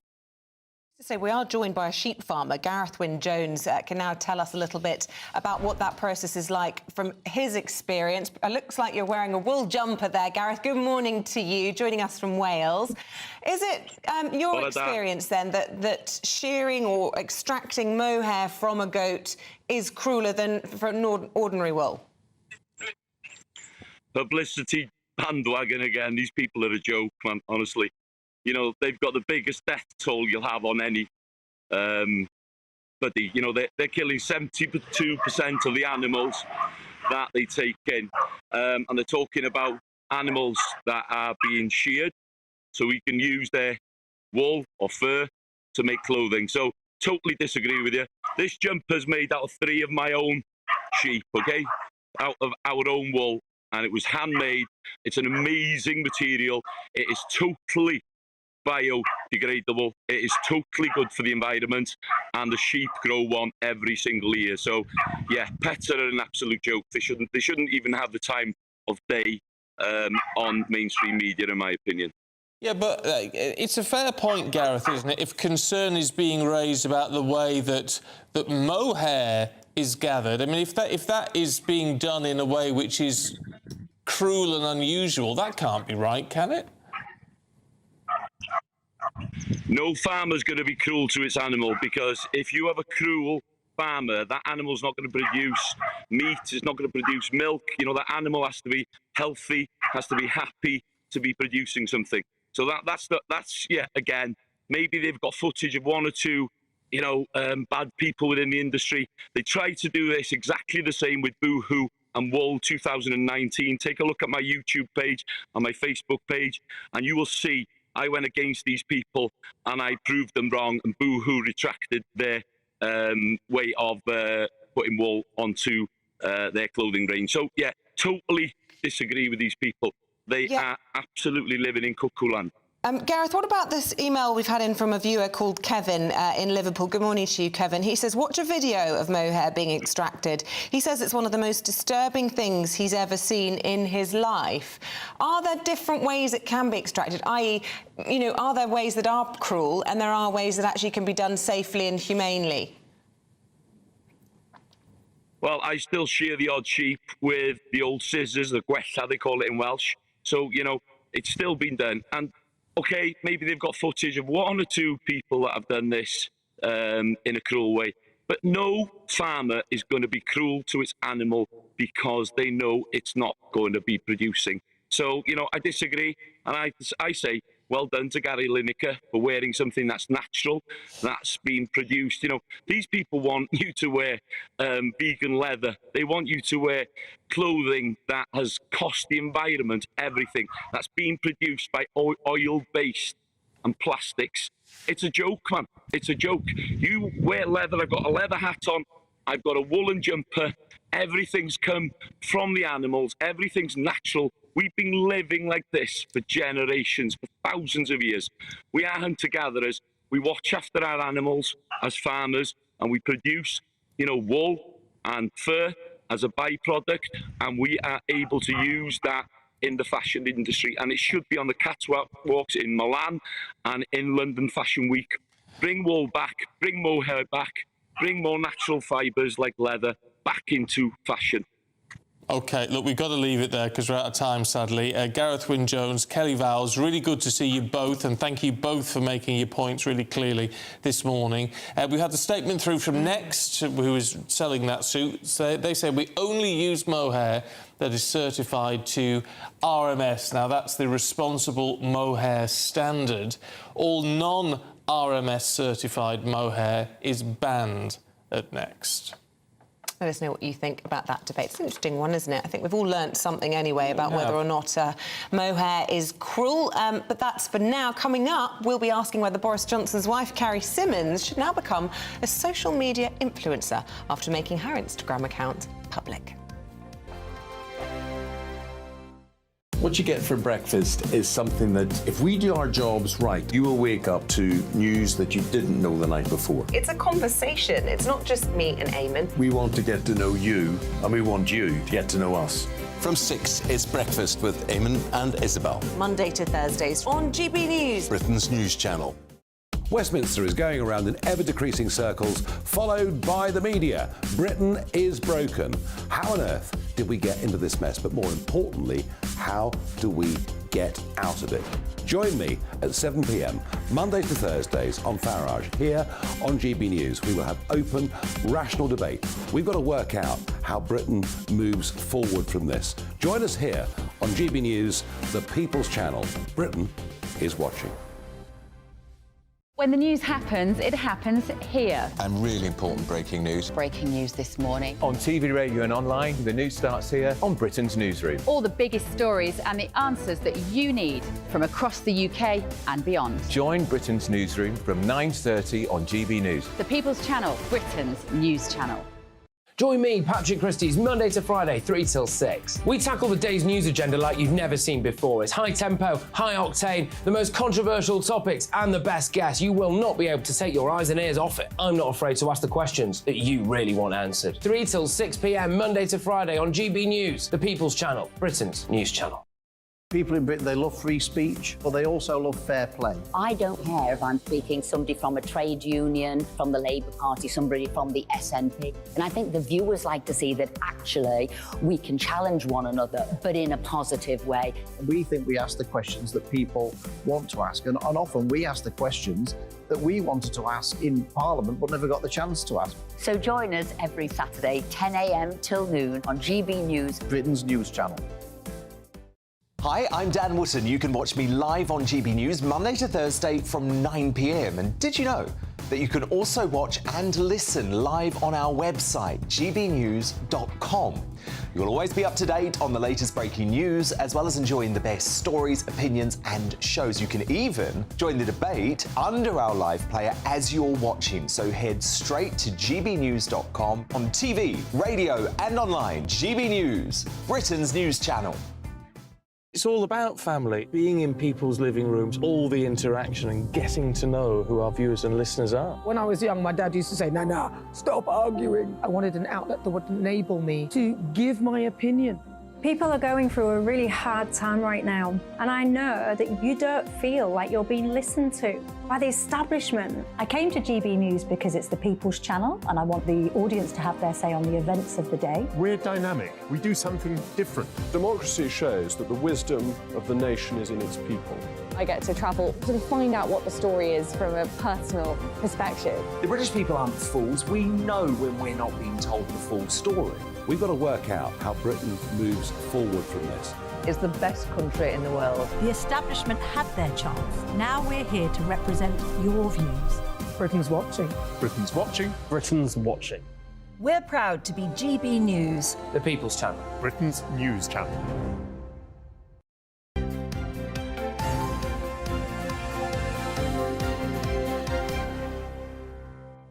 Thank you very much for your company this you were a morning. bit premature Welcoming them back before we were in vision, in case they could hear me before they could see me.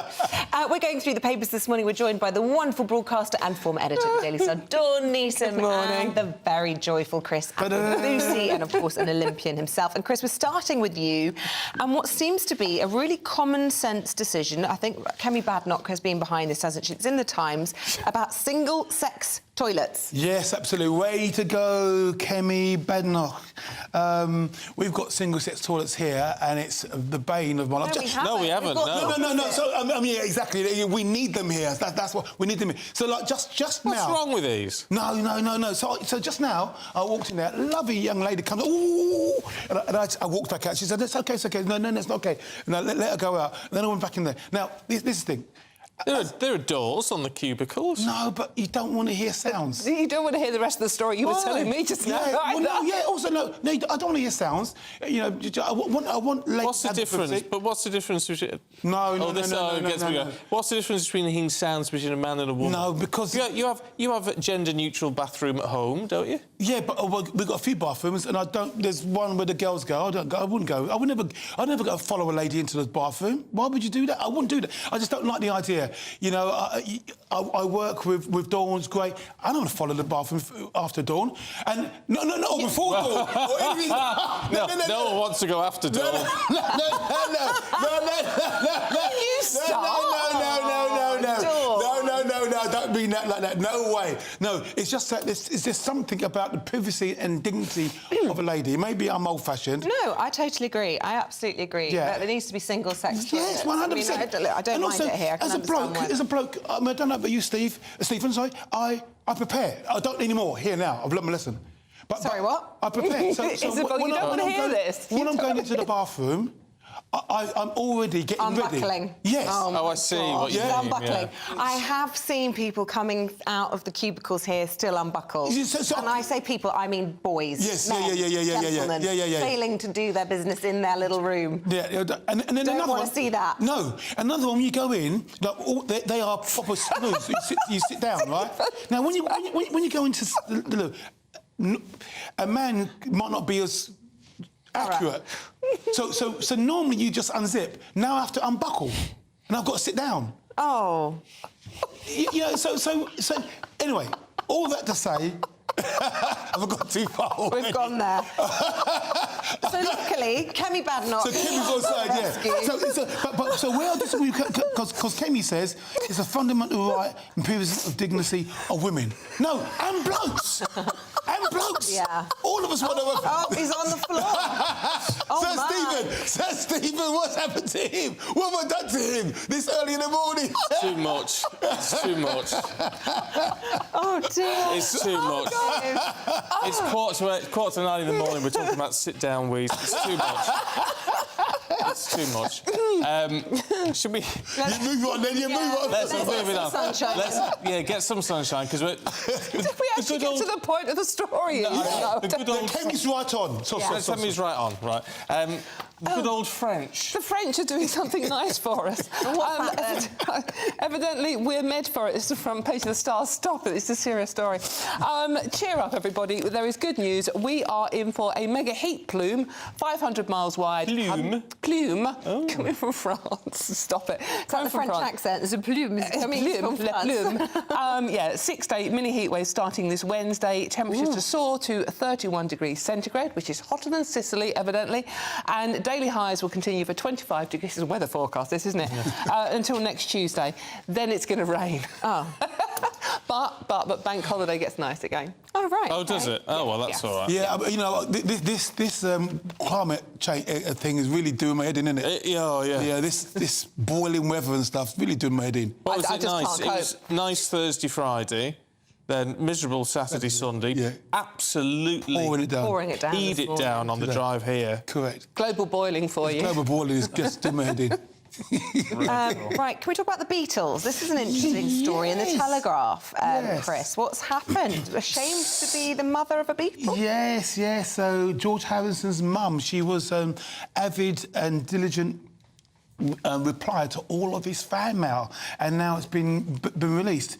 And in one letter, in 1963, she writes to Dear Janet and says basically, Dear Janet, that she says, last Wednesday I went to Manchester and I was really disgusted at the way the so-called fans just screamed right through the whole of the Beatles act. Nobody of any sense would pay and queue for a ticket just to stand on a seat and scream and not hear one sound from the stage. I was really ashamed to be a woman, to be a female.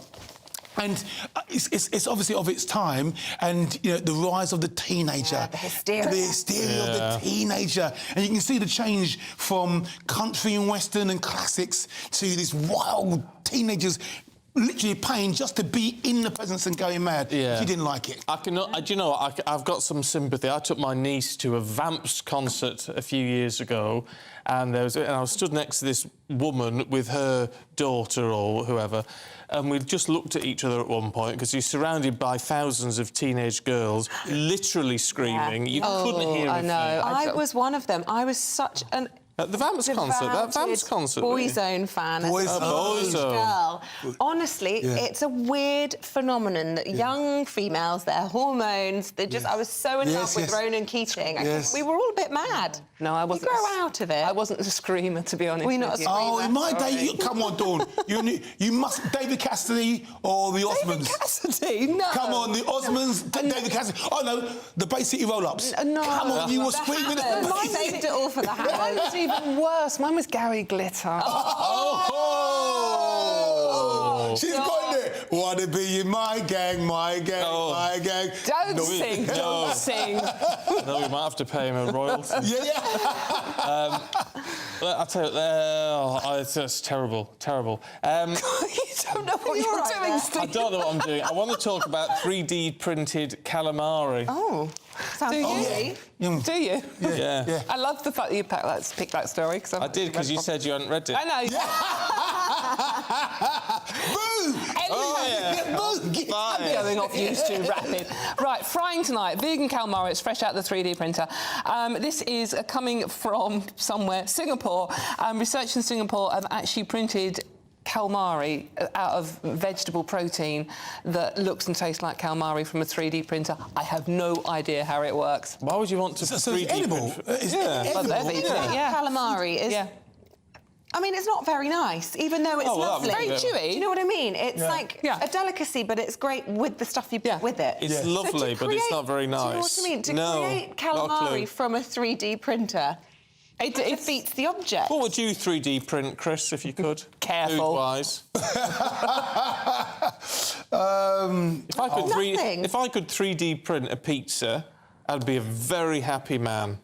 But I mean, I'm still lost in the idea that you can 3D print something and then eat I don't understand how it works. I really don't understand it. Fish and chips. You see, there you go. Get good old fish and chips. Boom, off you go. Walk and go. Well, they've done salmon fillets, so you might be all right. It's quite close, isn't it?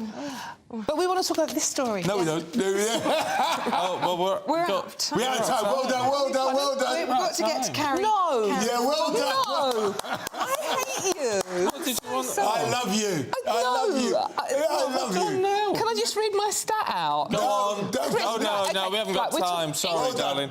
It's been really good to see you both this morning, though. Thank you very much. Well, if you hadn't spent so much time on the floor... Saved by the bell. Saved by the bell. Whose fault was that? That wasn't my fault. That was Akabusi there. Bless you. Dawn, we'll bring that stat back soon. I will, don't Keep worry. that in your back pocket. Yeah, another 4 years. Yeah.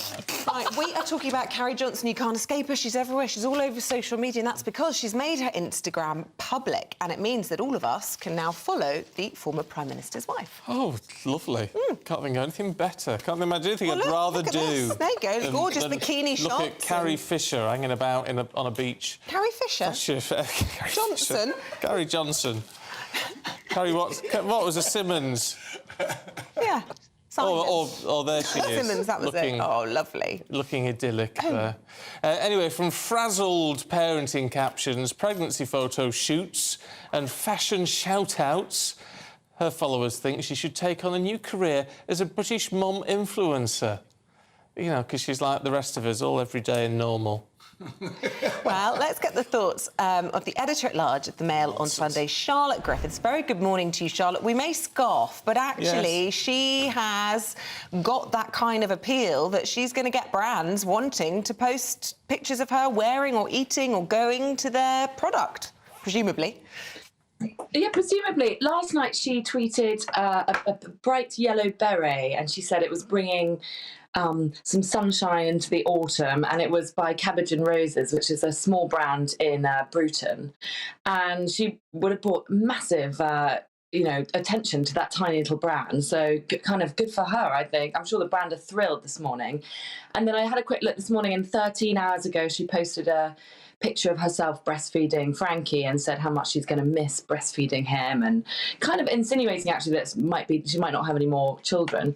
And yeah, I mean, she's kind of doing the pros and the cons of being a mum, the late nights, but the jazzy clothes that she can presumably get for free. She is a mum influencer. That's what she's doing, I think. It's all nonsense, though, isn't it, Charlotte? I mean, all these the influencer thing is from the whole perspective is nonsense, because it's all about. I mean, she's a very posh young woman with loads of cash. That most of us can have no connection with anything that she does or wants or how she lives at all. It's just not real, is it, for the vast majority of people in this country? Well, do you know what? It's so much more real than those private jet. I mean, everyone curates their Instagram, OK? There are people on there who Instagram themselves getting onto private jets with their children and drinking champagne. And people flock to those accounts as well, even though we can never hope to be an influencer with a private jet. So she's kind of actually been quite careful not to be too flashy. And I think actually that part of the reason she's even set up this account is because we all assume, because of her £840 wallpaper, that she is quite flashy. And when her Instagram account was closed because she was the wife of the Prime Minister, there was a void in which we, the media, we people, just in general, assumed that she was this incredible diva. And what she's done by opening up her Instagram is say, oh no, I'm not so much of a diva. I frolic in fields with my friends. I'm a bridesmaid at my non-famous friend's Scottish wedding. Here I am breastfeeding in the middle of the night. So she's actually trying to be real, I think, by opening up her Instagram account. And it's not particularly flashy, I would say. No, didn't she hire a wedding dress as well, or borrow a wedding dress and sent that back, which is sort of supposed to be hugely sustainable? But you say it's not that flashy. I mean, I follow a few of the brands that have ended up being promoted inadvertently through her. So the picture that I think we've got of her breastfeeding Frankie, her latest baby, there's an Alice Palmer lampshade, and I follow Alice Palmer, who's a small British designer who does lots of interior stuff, and I actually looked at how much they cost. I mean, they cost a pretty penny, so not flashy but quietly expensive, I would dare to say. Yes, Alice Palmer is one of those expensive brands, but also Alice Palmer is one of those brands that a lot of mums and young women sort of save up all year round to get an Alice Palmer lampshade once a year. That's just a trend. You know, people do have one or two expensive lampshades.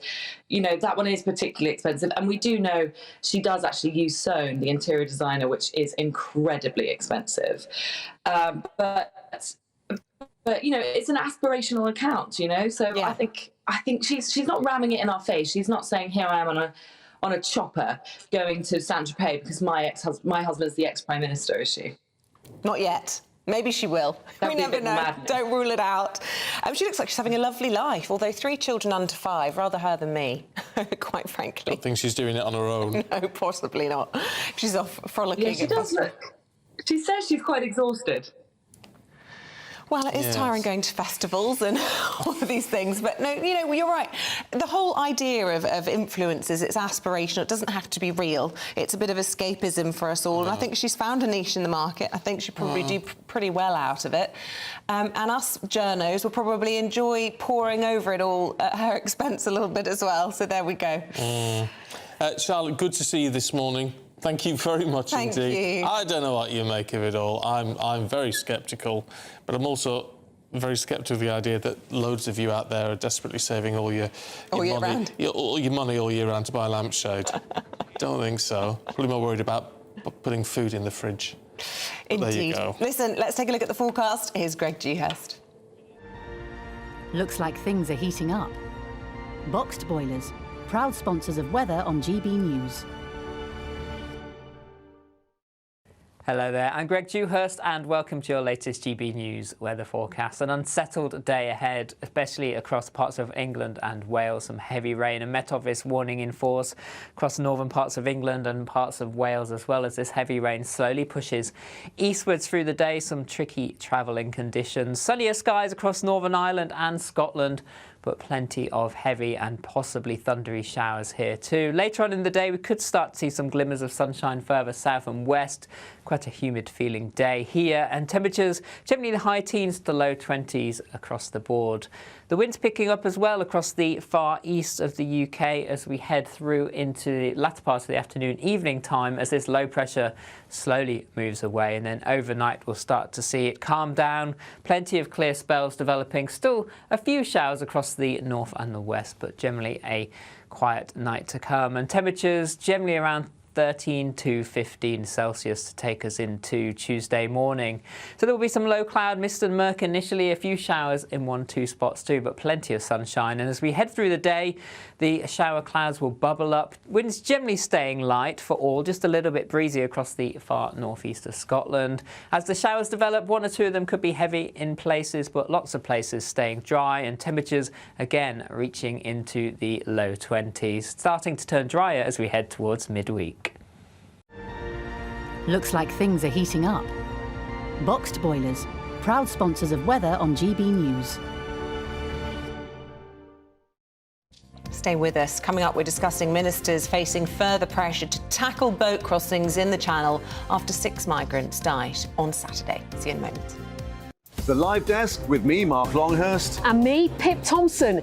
It's here Monday to Friday on GB News. From midday, we'll bring you the news as it breaks, whenever it's happening and wherever it's happening, from across the UK and around the world. Refreshing, feisty, but with a bit of fun too. If it matters to you, we'll have it covered on TV, radio and online. Join the Live Desk on GB News, the People's Channel, Britain's news channel.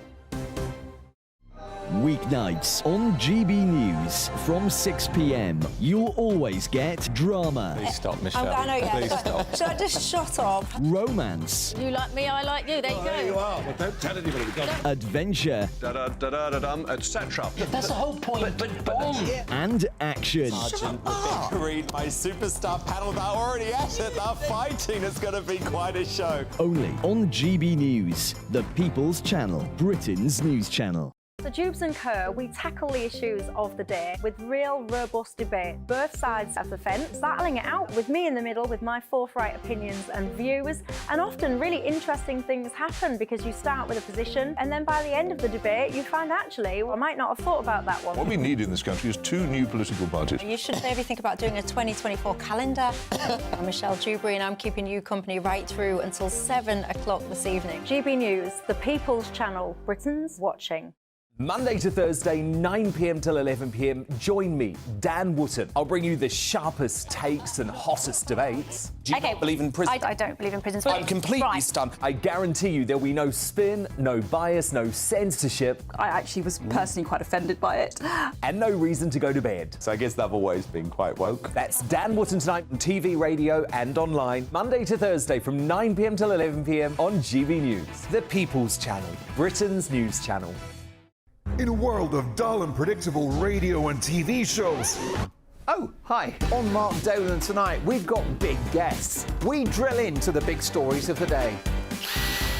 The show adds up to a brilliant listening and viewing experience. Mark Dolan tonight is the most entertaining current affairs show ever, and that's a fact.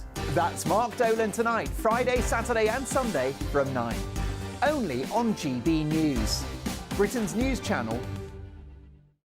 Like all families, we have arguments every now and then, but actually we agree on what the mission of GB News is, and that's the most fundamentally important thing. GB News provides the kind of platform that lets all voices be heard. We don't hold back. We're free to say what we really think. Just because some people who live in a tiny little Westminster bubble think that their particular story is important, that's not the most important story for me. And often there will be difficult stories, stories that you won't find on the establishment media. Because what people think in the north of England may be very different to what they're thinking in the home counties. We're going to carry on telling the world what life is really like for households up and down the UK. We love to be in your car, in your kitchen as you're having your breakfast. Whatever you're doing, you are part of the show. If it matters to you, it matters to us. Britain's watching. Britain's watching. Britain's watching. We're proud to be GB News, the People's Channel, Britain's news channel.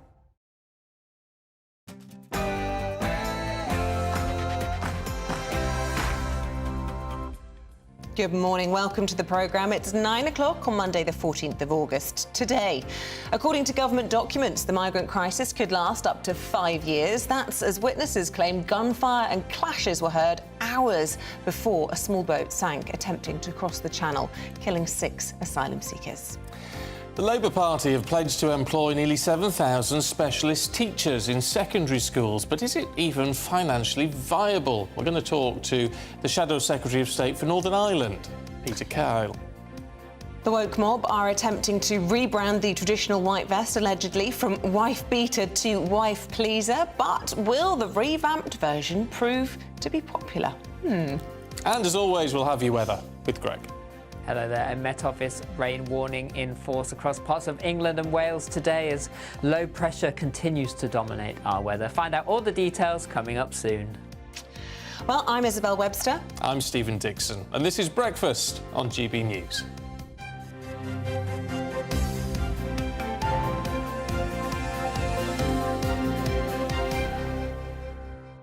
Loads of stuff coming through on the mohair discussion. Gary Lineker's under fire for wearing a mohair suit because apparently mohair is cruel to extract from goats. Mike says, I've got strong views on Lineker, but good on him wearing a natural product.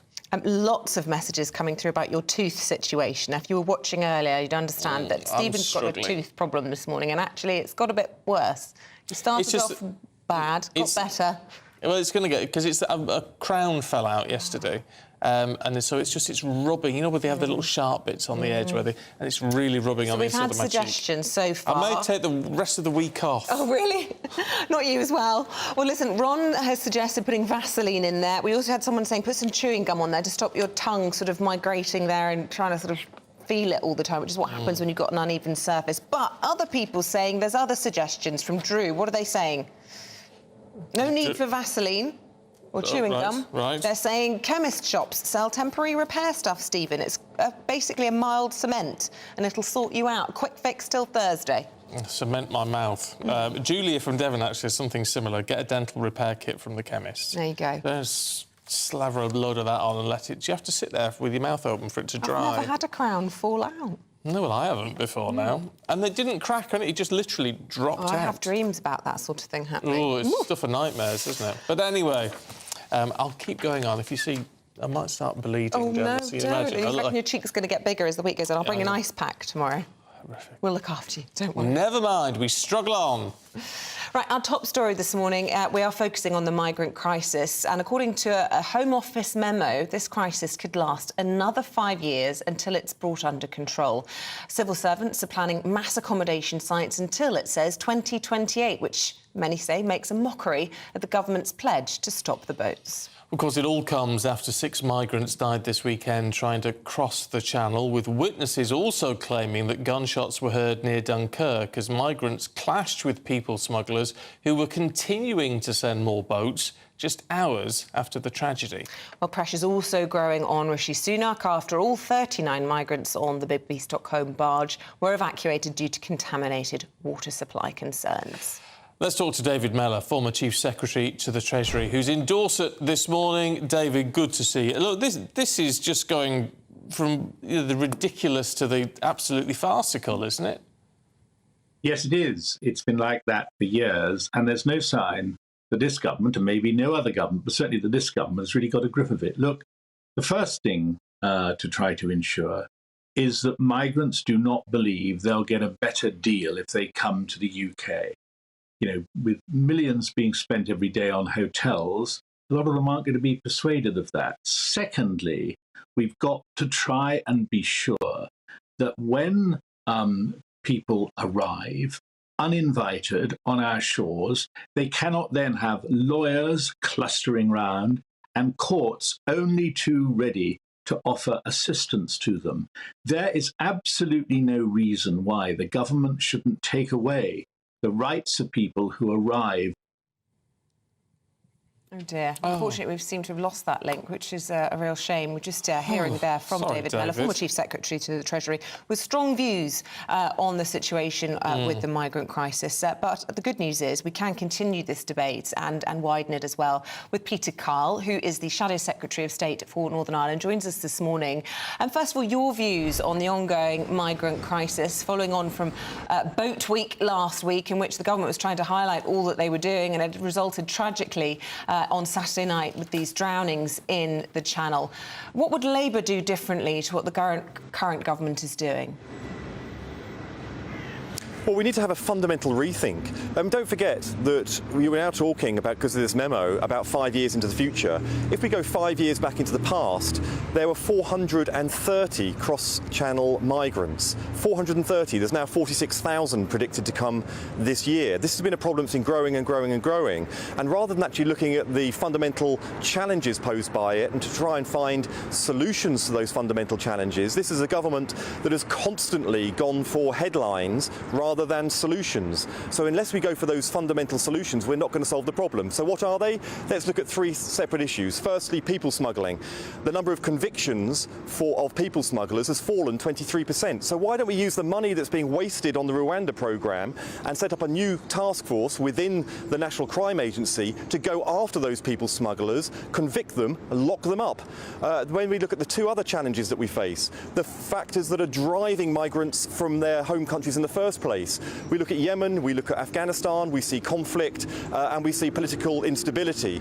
If we need to be working again, because Britain has withdrawn from diplomatically and in terms of engagement and development work from many of these countries, we need to be making sure we can create the circumstances where fewer people feel the need to leave in the first place. And then finally, number three, we've got to start working with our neighbouring countries in a really productive way so that those countries that migrants move through, we are part of the solution to try and make sure that migrants don't keep on that journey, that the problem can be solved before it reaches our shores, and in particular France. OK, well, we'll come back to that. I just want to pick up on your point about, you know, working with these countries like Yemen or Afghanistan or whatever it might be. I mean, how would you propose doing that? Because those sorts of things cost money. Are you talking about raising the foreign aid budget, for example, to try and improve stability in these sorts of countries? Because, of course, that comes at a cost to the taxpayer.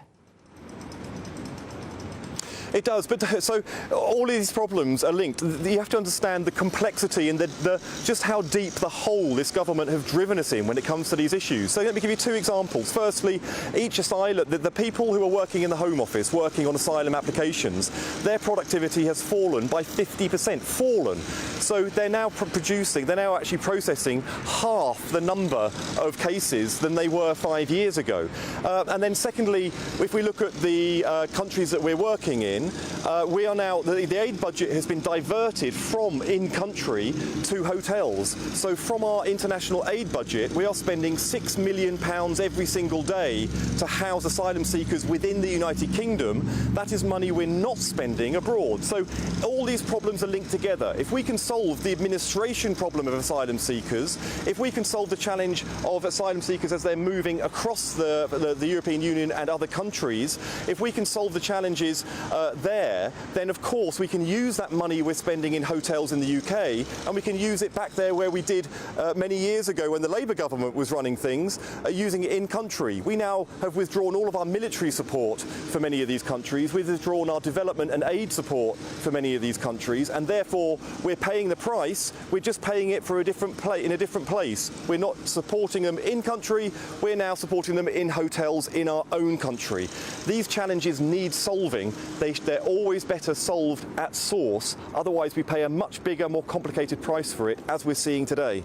I don't want to just stick on one issue in a way, Mr. Kyle, but I'm staggered, frankly, because to say that, you know, we solved the migration problem by Yemen, you used as an example, by, you know, investing more in a country like Yemen, that is a country with fundamental problems. Are you saying Britain can go into a place like Yemen and we can solve those problems? We can stop people wanting to leave that country? Because that's nonsense, isn't it? Well, if you look at what we achieved in government before, after the Gleneagles G7 summit, don't forget we in the Labour government chose a G7 summit that we were chairing to solve some of these global problems in the first place. As a result of that, in the years that followed, up until 2010 with the Labour government, 7 of the 15 fastest growing economies in the world were African countries that previously had some of the challenges that we're now talking about. Now, I'm not saying you can solve the really difficult issues in Yemen very, very quickly, but are you really suggesting that doing nothing is going to produce a better result than doing something? Now, there will always be issues, particularly where if we look at places like Niger at the moment that has plummeted into armed civil conflict, there will always be driving factors for migration. Well, that's not what I'm saying, that we can solve all of those issues, but let's just look at what we've done. There's been 2 periods in recent times. A period where we were active in solving some of these challenges in countries, and a period where we haven't. Now, look at the issues that have affected us on our shores. If you forgive me for interrupting, but we're limited on time. I mean, to compare up to 2010, we had the Arab Springs in 2011. We know what the implications were for Libya as well, and how that's been used very much for this influx of migrants. And we've had so many other issues. The rise of climate change. The period before 2010 was a bygone era, and it's really incomparable. And as Stephen says, I do think it's quite a far-fetched suggestion that actually if we as a country could go in and fix all of these problems, people wouldn't be on this kind of global migration that all countries in the world are experiencing at the moment for all of the reasons I've just listed. So, of course, what I'm not saying, and I'll say it for the second time, is that Britain can solve the world's problems single-handedly. But we are so passive now on the world stage that we're not even trying, and yet we are now suffering a huge situation. Now, also look at what I said earlier.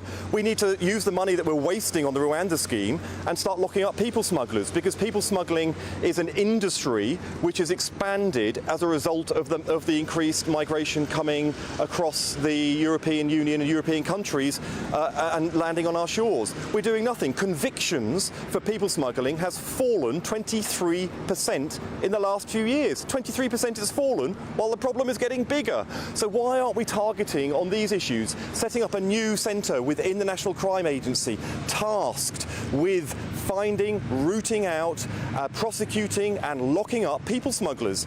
Because we're not doing it at the moment. So this is a comprehensive set of measures, because you did ask me at the beginning what a comprehensive solution would look like, and those are all the different things that I've outlined. Now, if we were doing these things, we would be spending £6 million a day on hotels, we wouldn't need barges, and we could focus on proper solutions rather than headline-grabbing rows, which is what this government is obsessed with. And because they're so focused on headlines, they're not asking the basic questions, such as why aren't ministers asking if there is a barge which is being brought to our country and is so rusty that it needed work done on it to make it safe-worthy to travel across the channel, then is it safe for human habitation? Have the tests been done? Ministers weren't even asking because they were so busy trying to create a row in public that they thought would be politically advantageous for them.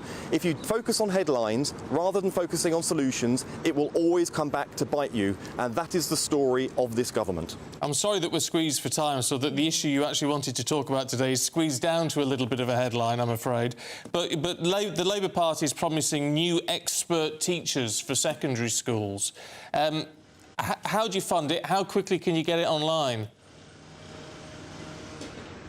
Well, I'm always here to answer your questions, as well you know. But with this, what we're finding is that of the 30 subjects being taught in state schools at the moment, 23 of them have in the last year had fewer experts in the classroom teaching them. So 80% of engineering, for example, more than half of computer lessons are being taught by non-experts. So what we want to do is get 6,500 new expert teachers, world-class teachers, into every classroom so that we can get those subjects being taught by experts once again. We're going to pay for this by cancelling the tax status for the tax break that private schools get, so it's a fully funded measure. It will take a while, obviously, but obviously what we're trying to do at the moment as we approach the election is put forward implementable, fully funded, fully costed plans so that we can hit the ground running from a position of government. This is a programme for government. We can't solve every problem overnight, but believe me, we're the party that has the plans and the fully costed plans ready to go for when we have the opportunity, should we have the opportunity next year or whenever the election comes. Education Secretary on this topic, Gillian Keegan, says just look at Labour's record in Wales. They've seen teacher numbers fall since 2010, whereas Conservative-run England has seen an increase of over 27,000. You can't really argue against that, can you? Well, what we've seen when Labour is in Westminster government, in Westminster, working in partnership with the devolved authorities, whether they be across England or across the other countries of the United Kingdom, you see standards rising and you see waiting lists for other public services like NHS falling. At the moment, we have dysfunction baked in right here at Westminster, and that dysfunction is spreading right across the United Kingdom. Just look at what's happening in Northern Ireland at the moment, where devolved authority has collapsed altogether. Again, because of the dysfunction here in Westminster. So what we need to do is get a partnership between the government here in Westminster across the UK, working with all of the devolved authorities, and when you see that, you see standards rising in schools, attainment rising in schools.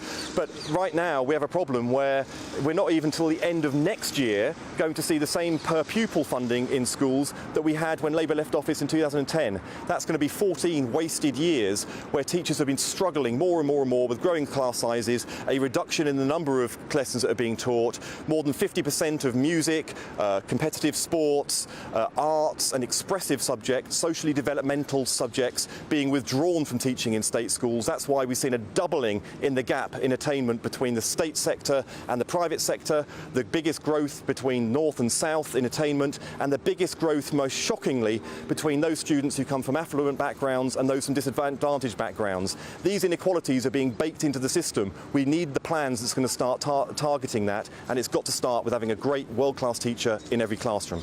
Peter Kyle, it's really good to talk to you this morning. Thanks very much. Thank you.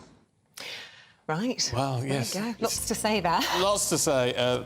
Good on him, though, for getting it out there. If you've got a view, let us know what you think about what he said. Coming up, though, the woke mob are trying to rebrand your vest. We'll tell you why and how in just a moment. What you get for breakfast is something that, if we do our jobs right, you will wake up to news that you didn't know the night before. It's a conversation. It's not just me and Eamonn. We want to get to know you, and we want you to get to know us. From 6, it's Breakfast with Eamonn and Isabel. Monday to Thursdays on GB News, Britain's news channel. Westminster is going around in ever-decreasing circles, followed by the media. Britain is broken. How on earth did we get into this mess? But more importantly, how do we get out of it? Join me at 7 p.m, Mondays to Thursdays on Farage, here on GB News. We will have open, rational debate. We've got to work out how Britain moves forward from this. Join us here on GB News, the People's Channel. Britain is watching. When the news happens, it happens here. And really important breaking news. Breaking news this morning. On TV, radio and online, the news starts here on Britain's Newsroom. All the biggest stories and the answers that you need from across the UK and beyond. Join Britain's Newsroom from 9:30 on GB News. The People's Channel, Britain's news channel. Join me, Patrick Christie's, Monday to Friday, 3 till 6. We tackle the day's news agenda like you've never seen before. It's high tempo, high octane, the most controversial topics and the best guests. You will not be able to take your eyes and ears off it. I'm not afraid to ask the questions that you really want answered. 3 till 6 p.m, Monday to Friday on GB News, the People's Channel, Britain's news channel. People in Britain, they love free speech, but they also love fair play. I don't care if I'm speaking somebody from a trade union, from the Labour Party, somebody from the SNP. And I think the viewers like to see that actually we can challenge one another, but in a positive way.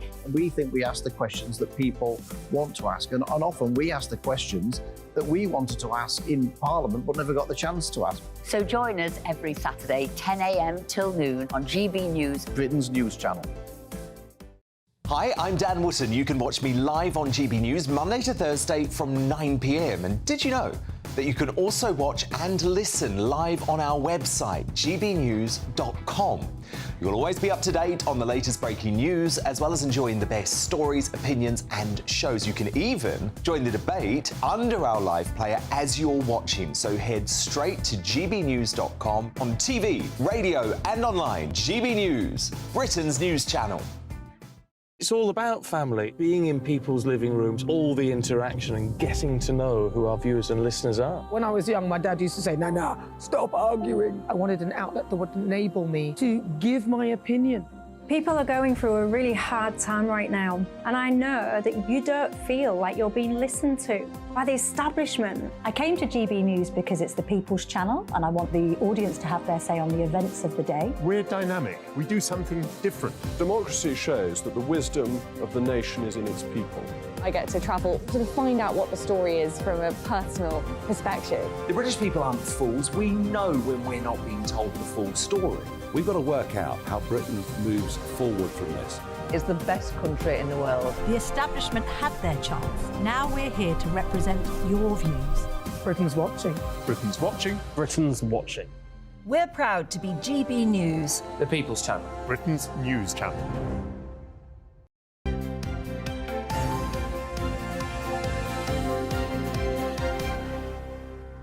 Got one in there. Just having a little look. Why mind your own goosey business? gander, see if you've got a little white vest Violated. under there. Gentlemen, panic. Start panicking now because your white vests are being rebranded, especially for the Gen Z community, which is a disgrace. And I know, Isabel, you're furious about it. I am. Yeah. Well, look, here to tell us more on whether or not the revamped white vest is here to stay is the fashion journalist Amber Graafland. Good morning to you, Amber. Look, we've seen a few mega celebs. We're talking Hollywood A-listers rocking this look, but the vast majority of men, dare I say, cannot pull this off. It is not a good look. Please don't make this be the new trend. It is a trend. I'm really sorry. I know it's not what you want to hear, and you're absolutely right. Not everyone's going to be able to pull this off. Then I think you can say that about most trends, to be fair.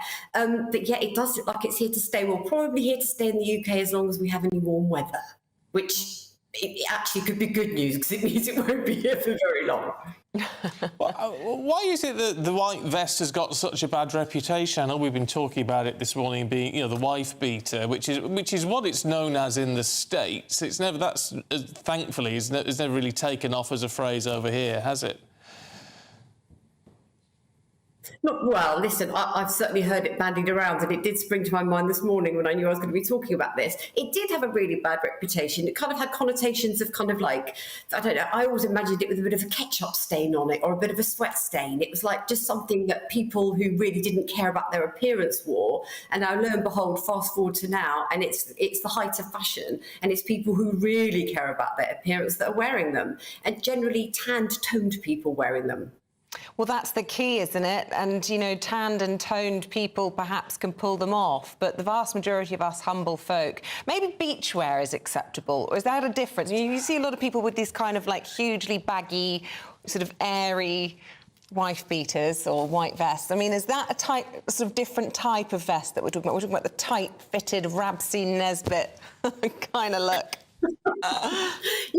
They definitely made it out of the gym for a while. I think it was something that kind of people that were really into like working out and had muscly arms would wear, and they were definitely that kind of baggier look. But what we're seeing now is pristine white vests that are very tight on toned men. They did, I mean, you could argue it did come from the runway. Loewe, Prada, Bottega Veneta, they all showed them in their runway shows. And then I think what happens is influencers get hold of the trend. Suddenly people start seeing it on Instagram and TikTok, and before you know it, everybody you know in the supermarket queue is wearing a white vest. Yeah, I have to say, for those who don't follow all these sort of fashions or look at Prada and things like that, men have been wearing white vests for time immemorial. It's never gone away. Have you ever worn one under a suit, have you? Yeah, wear one all the time. It's never gone away.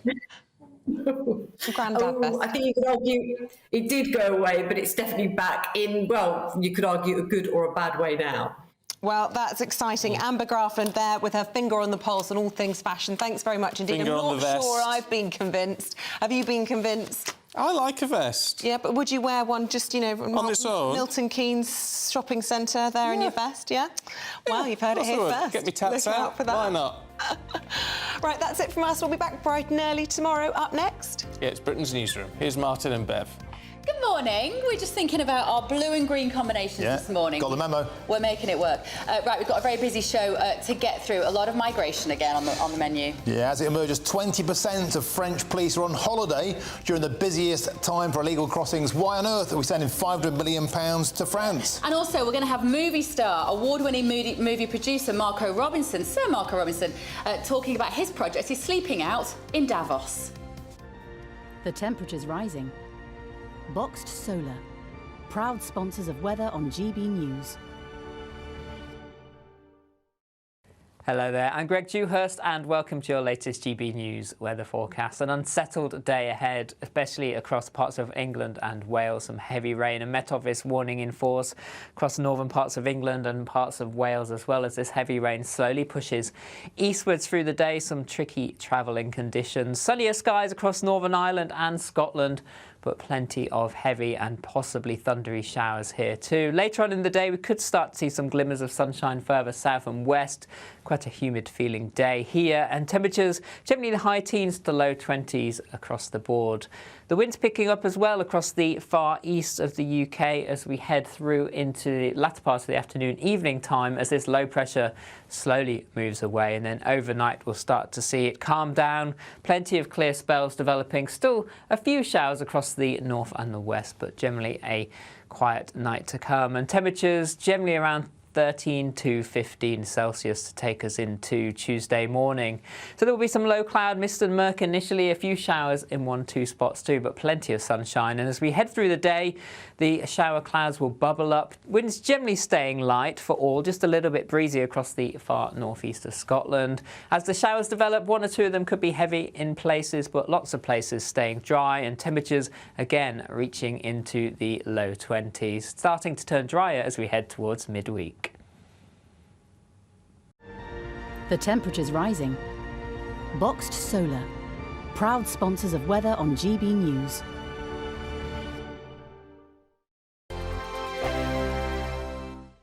The Live Desk with me, Mark Longhurst. And me, Pip Thompson.